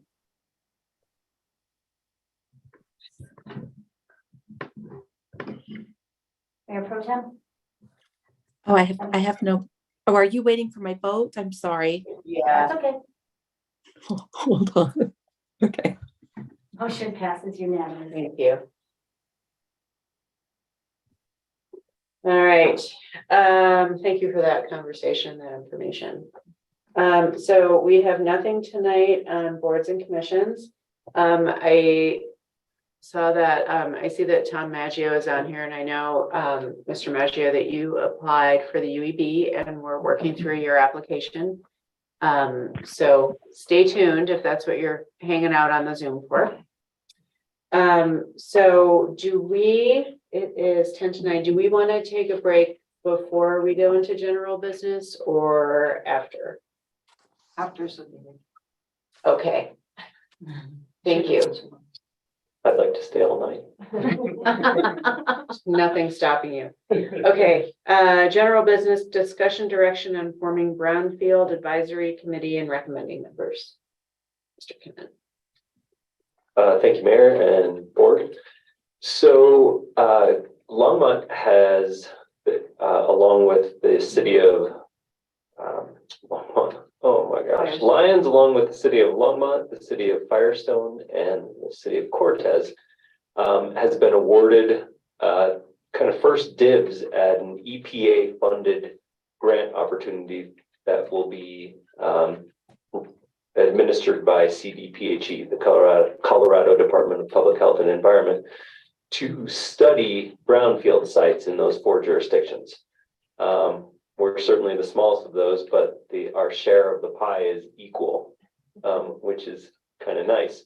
It's a $2 million total EPA grant, and the grant is for studying brownfield sites in a planning sense, not remediating them, but studying them. So conducting an environmental site assessment, phase 1 ESA, it's called, is the first level. And if anything is found that's contaminated, it would go on to a phase 2 and possibly a phase 3 investigation. The purpose of this is to help these jurisdictions identify these sites so that they can be redeveloped, because brownfield sites offer an opportunity for whatever jurisdiction to redevelop into something greener and better for the future. So Lions has offered 3 different possible opportunities to CDPHE for this. First is the Apple Valley Water Treatment Plant, the former plant on Apple Valley Road in 36th. Second is the former water storage tank on Tank Hill. And the third is the former City of Longmont Water Treatment Plant that is east of Highway 36 on east of Highway 36 on Highway 66 on the south side. Those 3 sites are definitely viable candidates for potential brownfield studies. And as a part of this process, CDPHE is requiring each jurisdiction to nominate a slate of potential brownfield advisory committee members. So we need to have a minimum of 3, and we need to have them, or hopefully we can have those 3 identified by November 14th. So not much time. I nominated myself, so I'm one of the, I've been in this process now for a couple of weeks. Yeah, it was a really thorough vetting. And anyway, so we only need a couple of other members. It would be great if the board could identify more than just 2 in case anyone turns it down. The rewards are great in a intangible sense. Correct. Yeah, that's a good point. So Brownfield Advisory Committee members will meet 2 up to 4 times a year, but more likely 2 times a year to help in the community advisory process going forward. That process is 5 years long. So it is a commitment, hopefully, of 5 years, meeting a couple times a year. Those meeting locations will differ, and it's potential that they could be virtual. So, Thank you.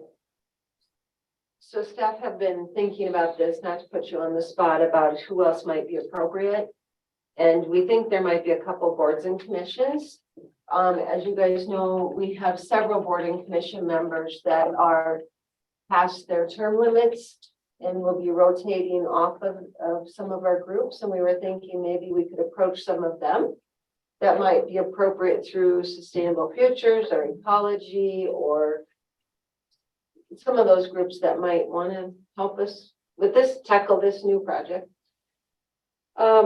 Also, we were thinking, a couple of trustees that were from the past that might be interested in just helping with this, because our sites are not very big, but nonetheless, we have to have this mid-council, I think it's called, in place to be able to access them and the planning.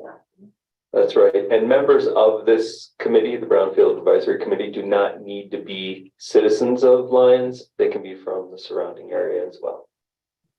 So we Just don't want anyone who's anyone that owns any of the properties, both public and private are eligible for funding. So we don't want to, of course, select anyone that might have a conflict of interest. So what you're looking for from us tonight is direction about whether you should go ahead and contact the people that you've identified as potential committee members. That, or if there's people Or names. in mind. Yes. Yeah, We're names gonna give would out the be names. great. Because we only have till the 14th, or at least enough to say, pursue folks that have Mhm. left to see if there's interest, or those who will be leaving their commissions who might have. Okay. And then the next step would be I would reach out to them and gauge their interest. And once I had that list, I would provide it to CDPHE as our Brownfield Advisory Committee, and then as well inform the board of who was selected. We would ratify it. Okay. All right. Ideas? in addition to what we've heard? I feel awkward just dishing out names, but that's what you want us to. So these are honorific, so it's like, I feel this person would be good, and it's not, you know, it's not a saying that these people are committed to doing so, it's just offering ideas.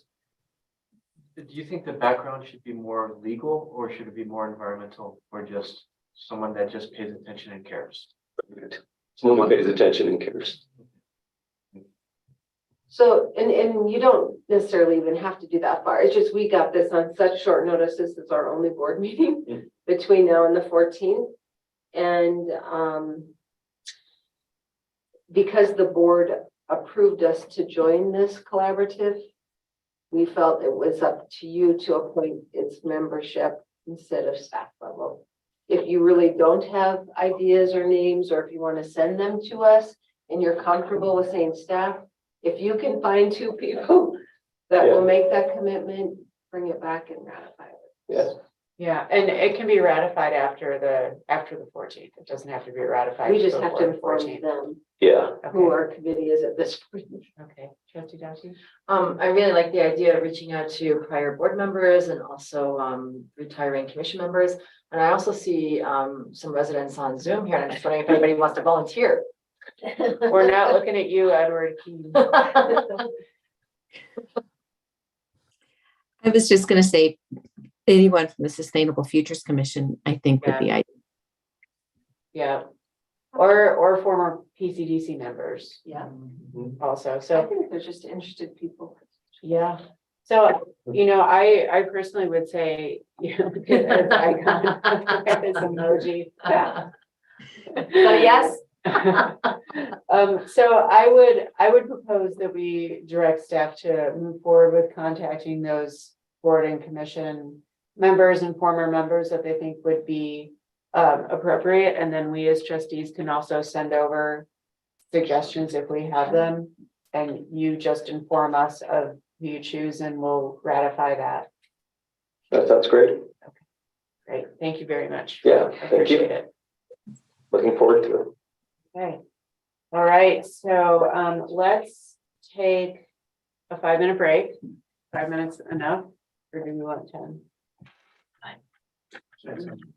5. Okay, 5. So we'll be back at 9:05. Thank you very much.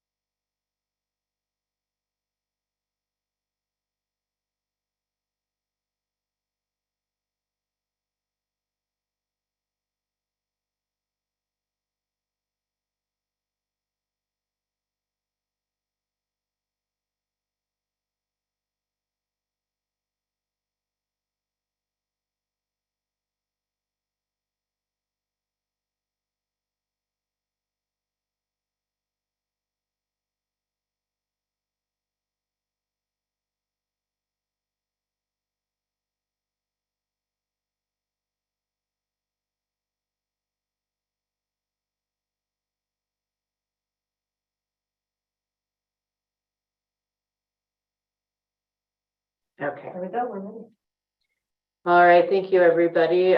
Trustee Williams is en route to her house where she'll join us on Zoom when she gets there. So she is not going to start trustee reports. Mayor Pro Tem, would you like to start? Ooh, in the hot seat right away. Okay, yes, please. Let me go to my notes. Real quickly, comp plan moving along. We'll be adopting that in December. Is a really strong likelihood. If I had heard, I think at some point that former Mayor Angelo had talked with the owners of Clark's and as a potential of the St. Vrain Connector Trail. And I am not sure what negotiations he may have promised or not.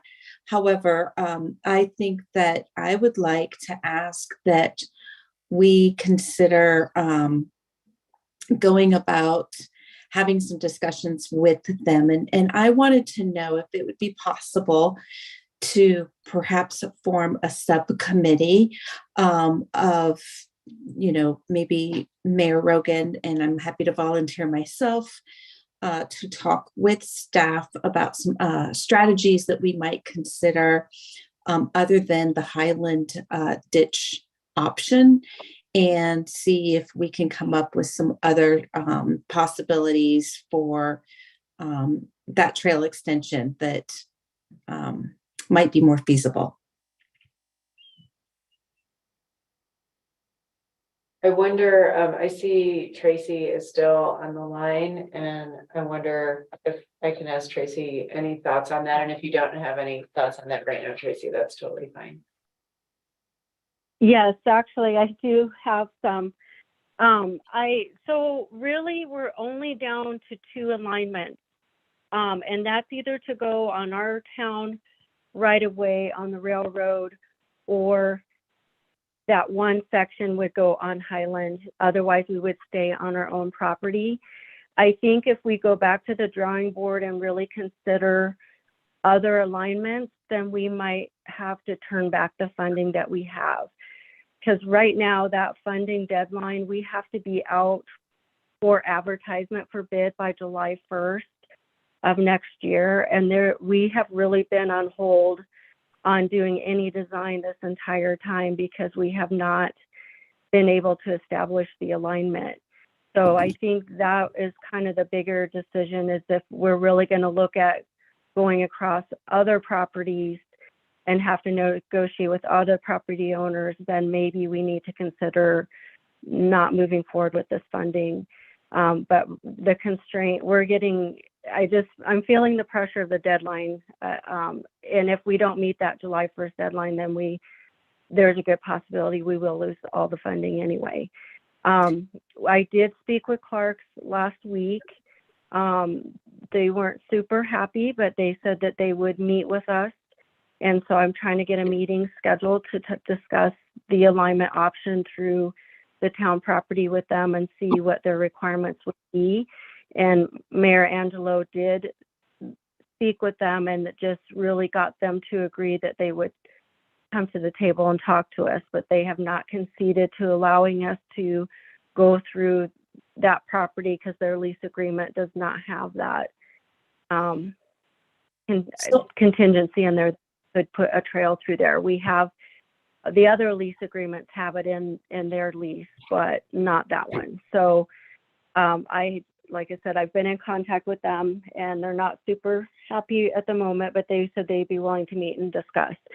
So I would be more than happy to hear any ideas and options, but we really are running out of time at this point, to be honest. So I completely appreciate that. And I actually have a couple of ideas, but I don't know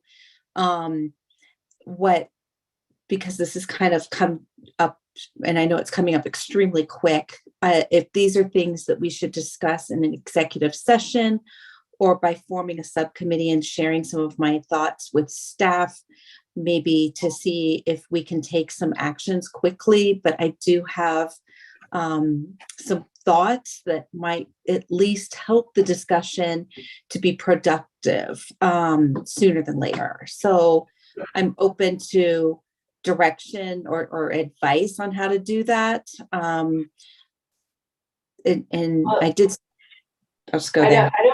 I don't believe that this requires a task force or a committee.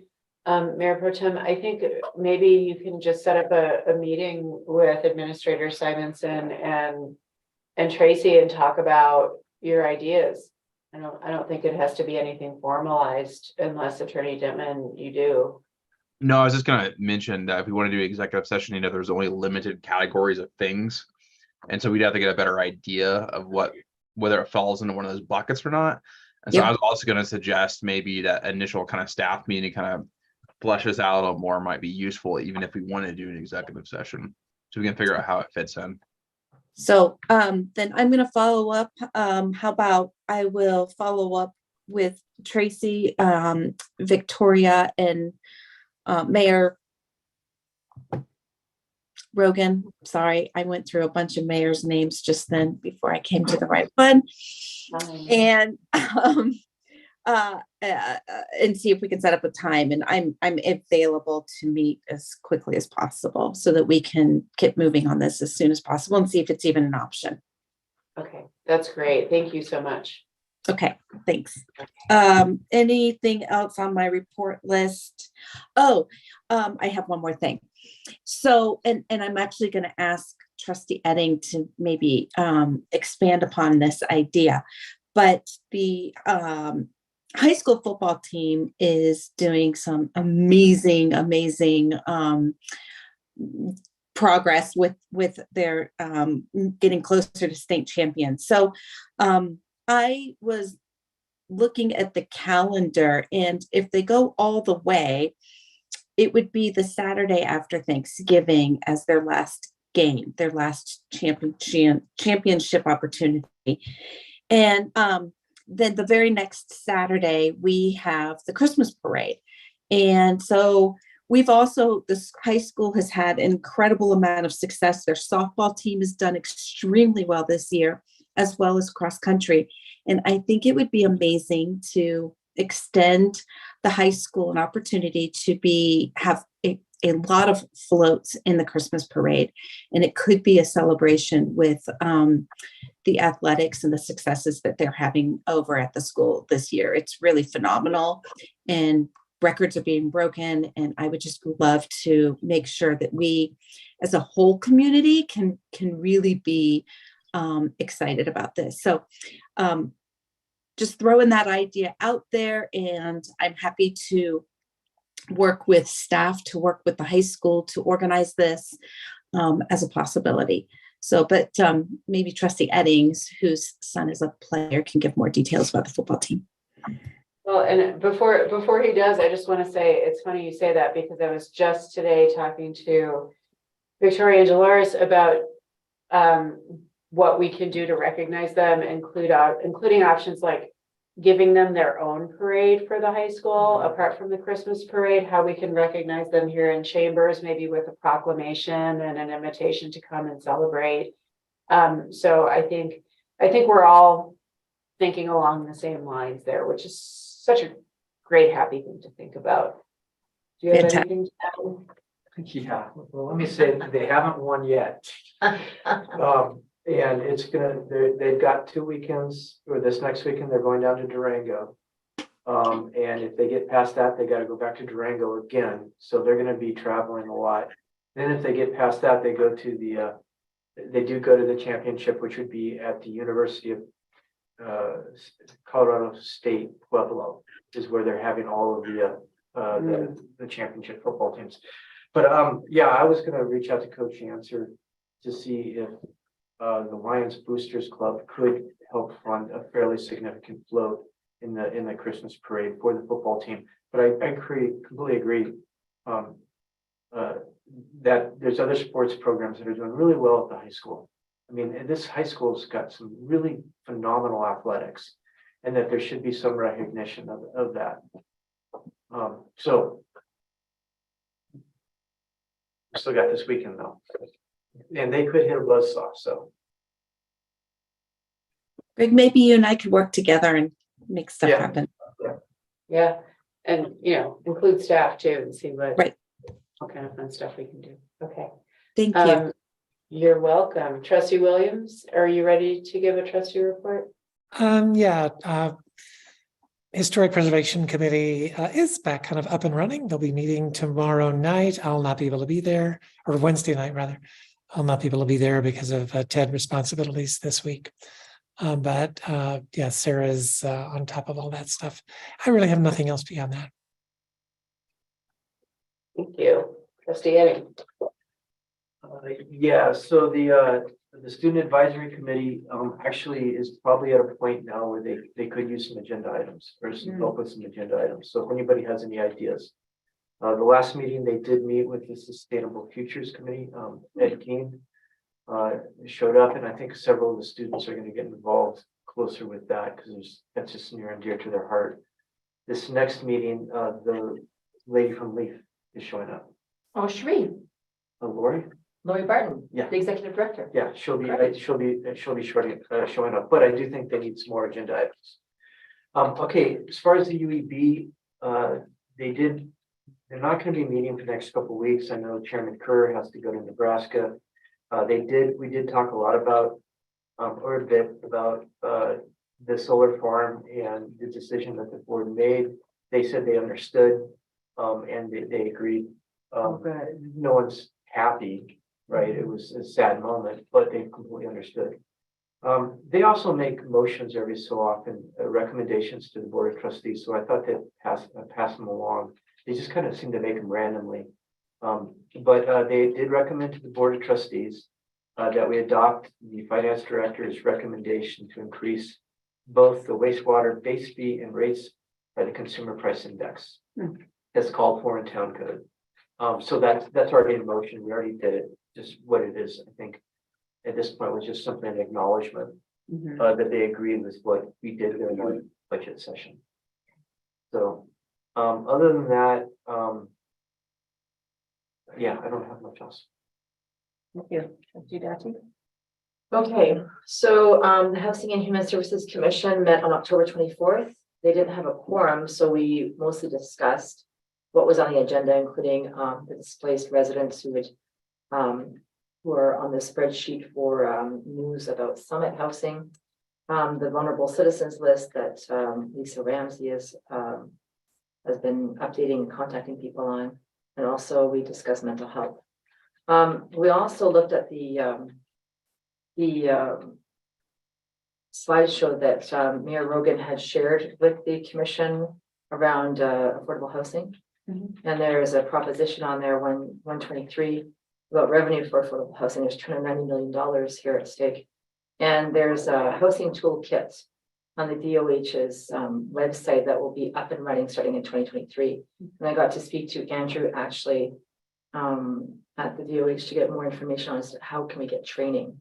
So I think there's going to be a few different aspects. We want to be watching this website actually in the new year because there will be help for housing needs assessment. And we've been talking about that. And there'll be technical assistance. There's a grant program worth $135 million. The guidelines come out on November 15th. There's also a loan program worth $150 million.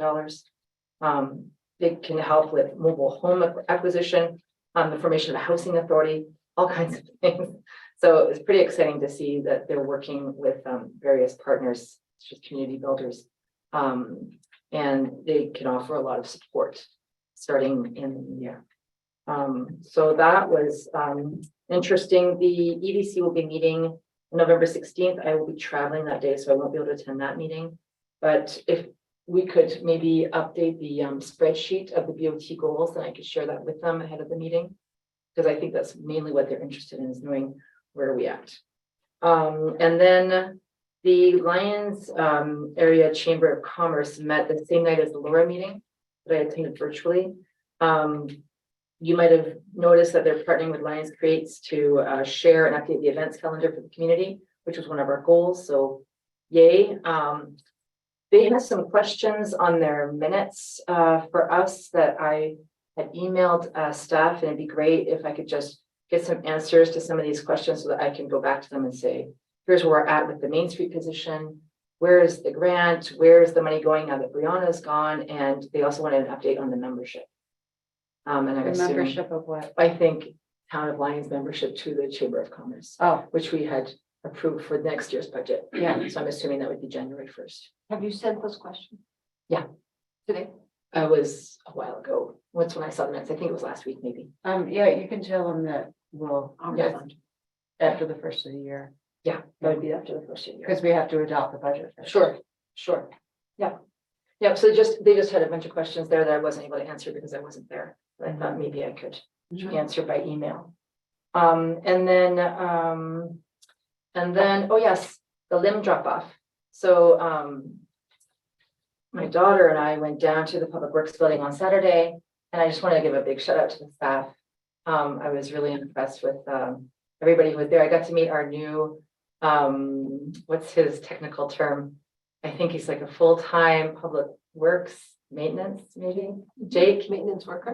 So Jake was there, and I loved, and you know, Kim Mitchell was there. I think maybe she was coordinating, and she was very enthusiastic at 9 a.m. on a Saturday morning. It was cold, and it was really actually it was really nice to see the Aaron Hayden, who was here earlier for general business. He showed up with limbs, and I recognized a few residents actually that were so appreciative that we did this. They literally just spent time, you know, pruning their bushes, cutting back. They're trying to do what they can for wildfire mitigation, and honestly didn't know what they were going to do with their branches. And then all of a sudden they were like, oh my gosh, we can drop them off. Yay. So yay for coordinating that. There were 26 loads of limbs dropped off compared to the 100 in June. And I'm so happy that there's going to be this pickup option again. Yeah. In the next week, I think, or two. So anyway, that was really cool. I'm just great to see staff out there on the weekend, just offering that service up to our residents. So thank you. Thank you very much.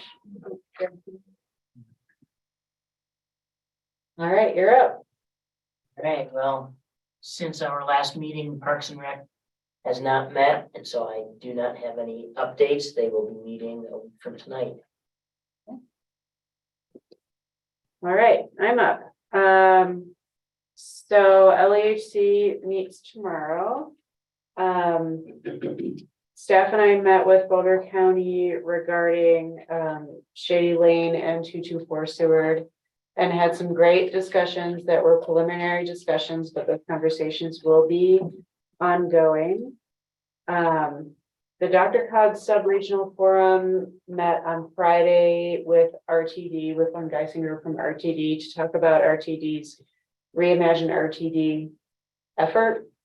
And the net of it for Lions is that if Lions wants RTD services, the process is going to be much like the Dr. Cog process, where we have to submit a request. They're going to have calls for projects. We submit requests. They approve them or not for however long they think they should or not. So I think the general tenor was that nobody seemed particularly happy with the RTD strategy, because larger municipalities who are actually doing transportation planning around things like, okay, we want to build housing next to transportation, we want to build density next to transportation. How do we know where and when to do that if you're not telling us what the transportation is going to be? So it's a very chicken and egg RTD conversation. And so we also had the board and commission chairs meeting, which we're going to do quarterly, which was great. And one suggestion, I think it came from Jim Kerr, was that the board and commission chairs should meet with new board and commission applicants. So I think that's kind of a no-brainer, and I regret not doing it sooner. So we'll be doing that going forward. It'll probably be me and the board chair or the board chair. So that's that. And that's all I have. Any questions? Yeah. I just have a comment about the board. I know there was some discussion at the Housing and Human Services meeting about the templates that have been talked about for agendas and minutes. Yeah. I'm really excited about those. Yeah, and there was nobody from HHS at our meeting, Oh, No, they weren't. but we can send those But I templates have along. 4 people that weren't, so we were thinking about hosting another little session with those 4. I just was off Friday and didn't get. sure. So I will tomorrow. Yeah. Okay. All right, administrators report. Thank you. There were several different reports in here this time, so I'll just hit upon those that were not talked about yet. Just want to remind people that the next big events coming up will be December 3rd and 4th, the Artisan Market and the Parade of Lights. Also, you'll be seeing lights being put up on Main Street and in the park with the intent to not turn them on Thanksgiving. So you'll be seeing that happening if people are asking. We do have, this is pretty exciting. We have 3 different businesses that are looking at potential new developments or expansions, and they're getting ready to submit the goal to start that process. So we have Spirit Hounds has completed their development review for their minor site review plan. That should be moving on. We have a minor development review for an expansion at Mayama Movement Studio. And also it looks like the potential new owners at Stone Cup are going to be submitting some other plans as well. So those are all nice infill or redevelopment projects that should be happening down in our commercial sector. Summit, the housing project has had quite a bit of activity these last few weeks. They have completed the water line, sewer line, curb and gutter.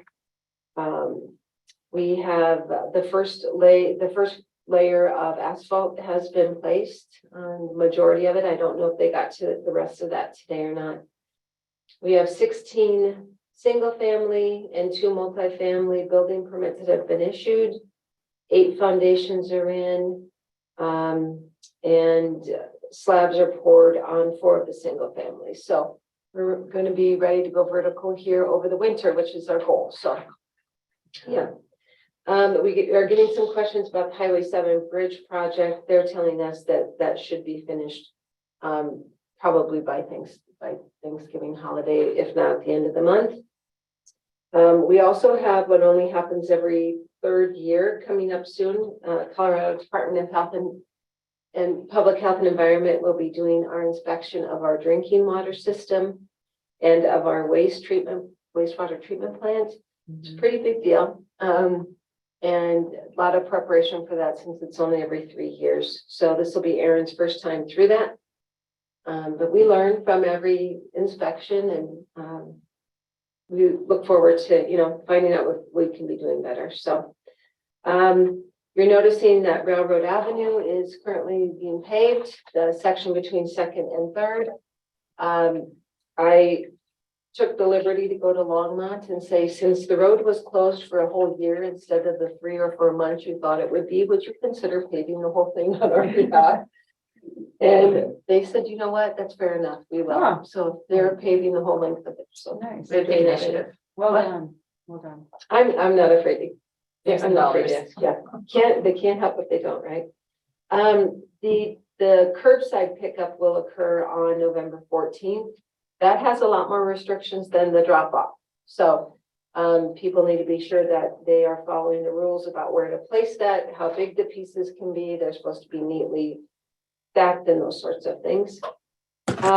Also the fall street sweeping. We want to mention this to people. Monday, November 14th and Tuesday, November 15th is a full street sweeping of the community. So we really need people to get off the road so that we aren't sweeping around vehicles, because anything left on the road gets pushed into storm sewers that lead to the river. So November 14th, they'll be doing the north side of town. And on November 15th, they'll be on the south side of town.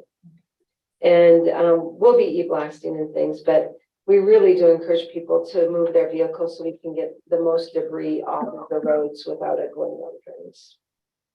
And then all the facilities are winterized for the season and all the irrigation lines, which is always a big deal. And some repairs were made at Town Hall to prevent some flood water damage that we've been getting repeatedly. So that's done.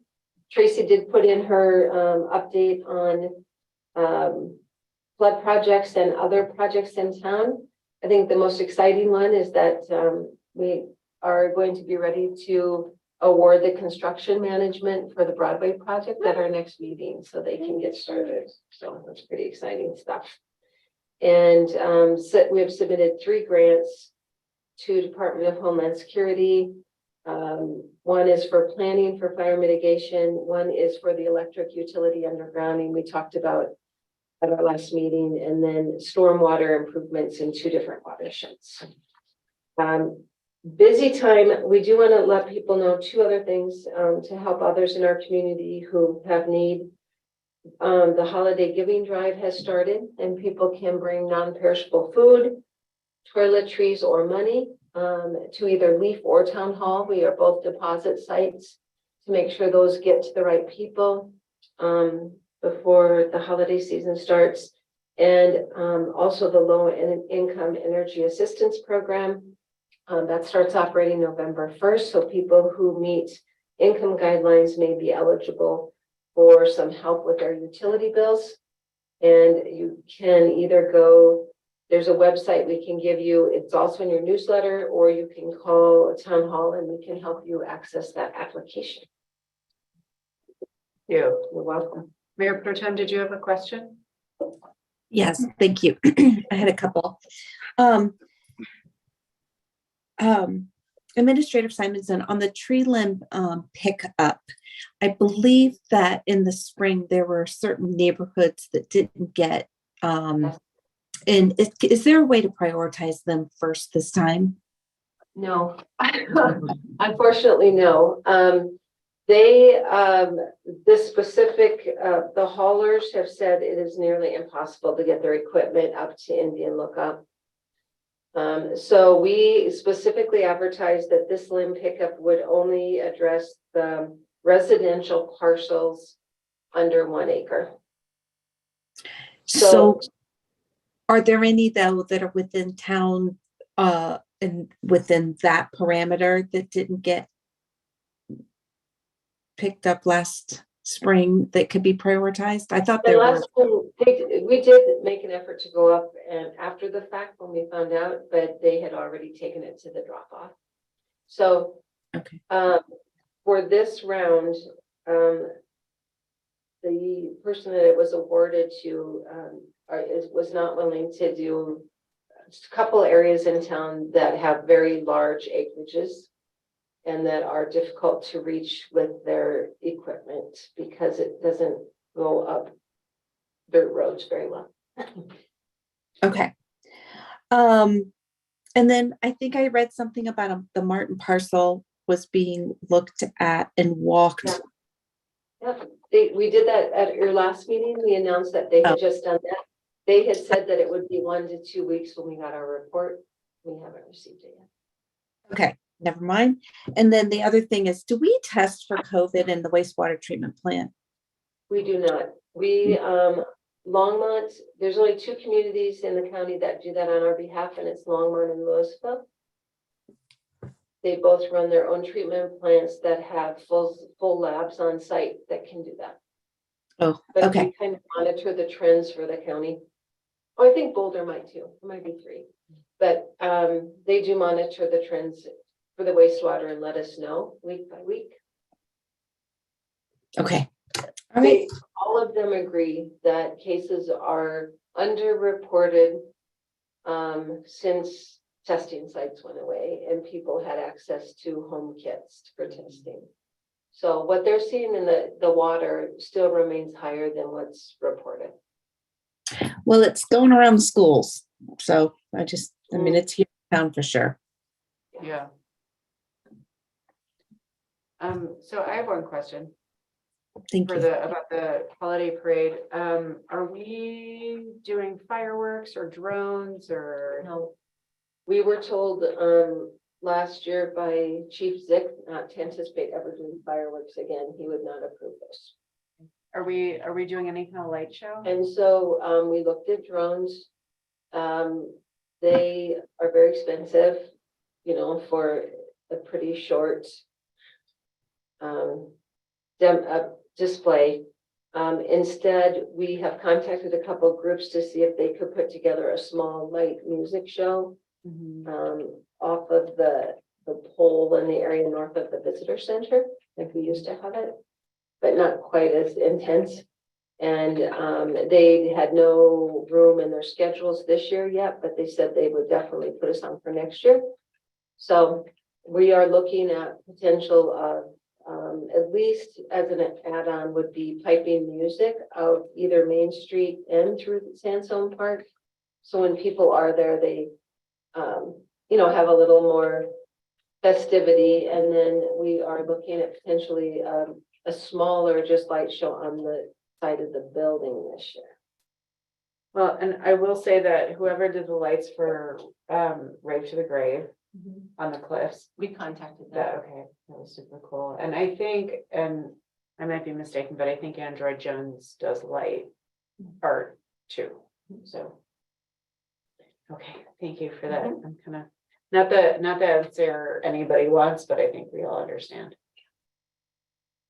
All right, Attorney Dittman? I don't want to hold us up too long. We got executive session to get to too, but do we have a plan in place for kind of crowd control for the parade? I know in the past when I've been, there's been some issues, I guess. And so I just want to make sure we kind of address that this year for the Christmas parade. I'm not certain. We always work with the sheriff and they're going to use the same route they used last year to keep cars out of the area where the parade. And more what I'm concerned with is, like, I know in the past people have like thrown candy out in the street during the parade, and then kids run out into the street to go get it. We always tell people not to do it, but Yeah. they still do. Yeah. But no, we should, I think what we had agreed to was, again, to tell our entrance not to do that. And then to try to get some volunteers, maybe even some student volunteers that can kind of walk along the parade route and keep kids back. Yeah. Having people say, keep people out of the way would be good. Okay, thank you. All right, legal update, Attorney Dittman? No, I don't want to delay us anymore for our executive session, which we still have to do. Okay. All right, can we have a summary of action items, please? Yes, I have staff to potentially represent at the xeriscaping meeting next Monday with the St. Vrain Left Hand Water Conservancy District. A potential meeting with the Ecology Board and the St. Vrain Left Hand Water Conservancy District. Staff is to review how Longmont allocates water and share dedications. They would like to see an updated sheriff's crime report to show co-responder activity. Staff is to bring forward the 2021 IECC ASAP and then review the 2021 building code and investigate joining the code cohort. Staff is to work on parking issues with Planet Bluegrass and Moss Rock for ordinances 1134 and 1135. Staff to address Highland Ditch billing going forward. Staff to appoint Brownfield Advisory Board members. Mayor Pro Tem to follow up with staff to discuss Clarks and the trail alignment. And Trustee Dottie would like to see an updated Board of Trustees goal spreadsheet shared with the EDC. I have a couple more. Under the workshop, following up, making a new list of the recommendations made on the BBA memo regarding water, and then starting to work toward those, maybe adding those to our action list. Yeah. And then I have meeting with Mayor Pro Tem and Mayor regarding St. Vrain Trail, working on a celebratory float or other ways to recognize our sports teams, and implementing the CPI for water sewer. Are we doing that, or do I need to take board action on The CPI? for the water sewer rate? Oh, No, I don't I think that was in the budget. That was in the Yeah. budget. So it's wasn't just it? them agreeing to it? Yeah. It was just Okay. on agreeing to it. All right. She can do that, and then following up on the chamber question. And then continued fine tuning for the freight. All right, Attorney Dittman, anything else? Yep, that was my list. Okay. All right, who would like to make a motion to go into executive session as written in item 15?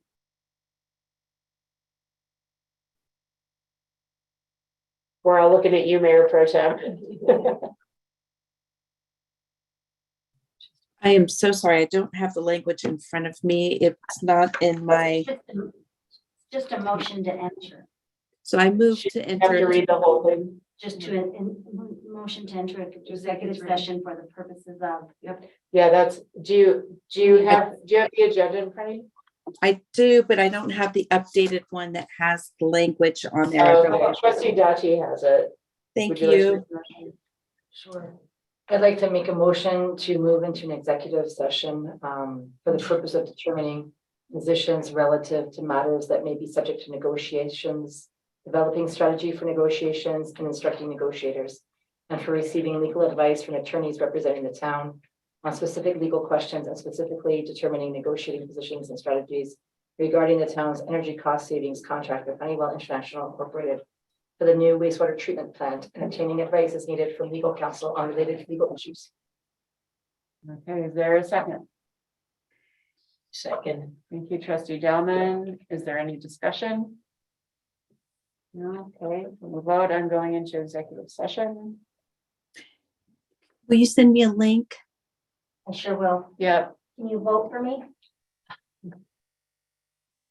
Can you vote, Mayor Pro Tem? Oh, sorry. Yeah. I'm voting yes. There we go. Motion passes unanimously. There we I'll go. send it now. Okay, thank you. Thank And you. make sure you send it to Paul.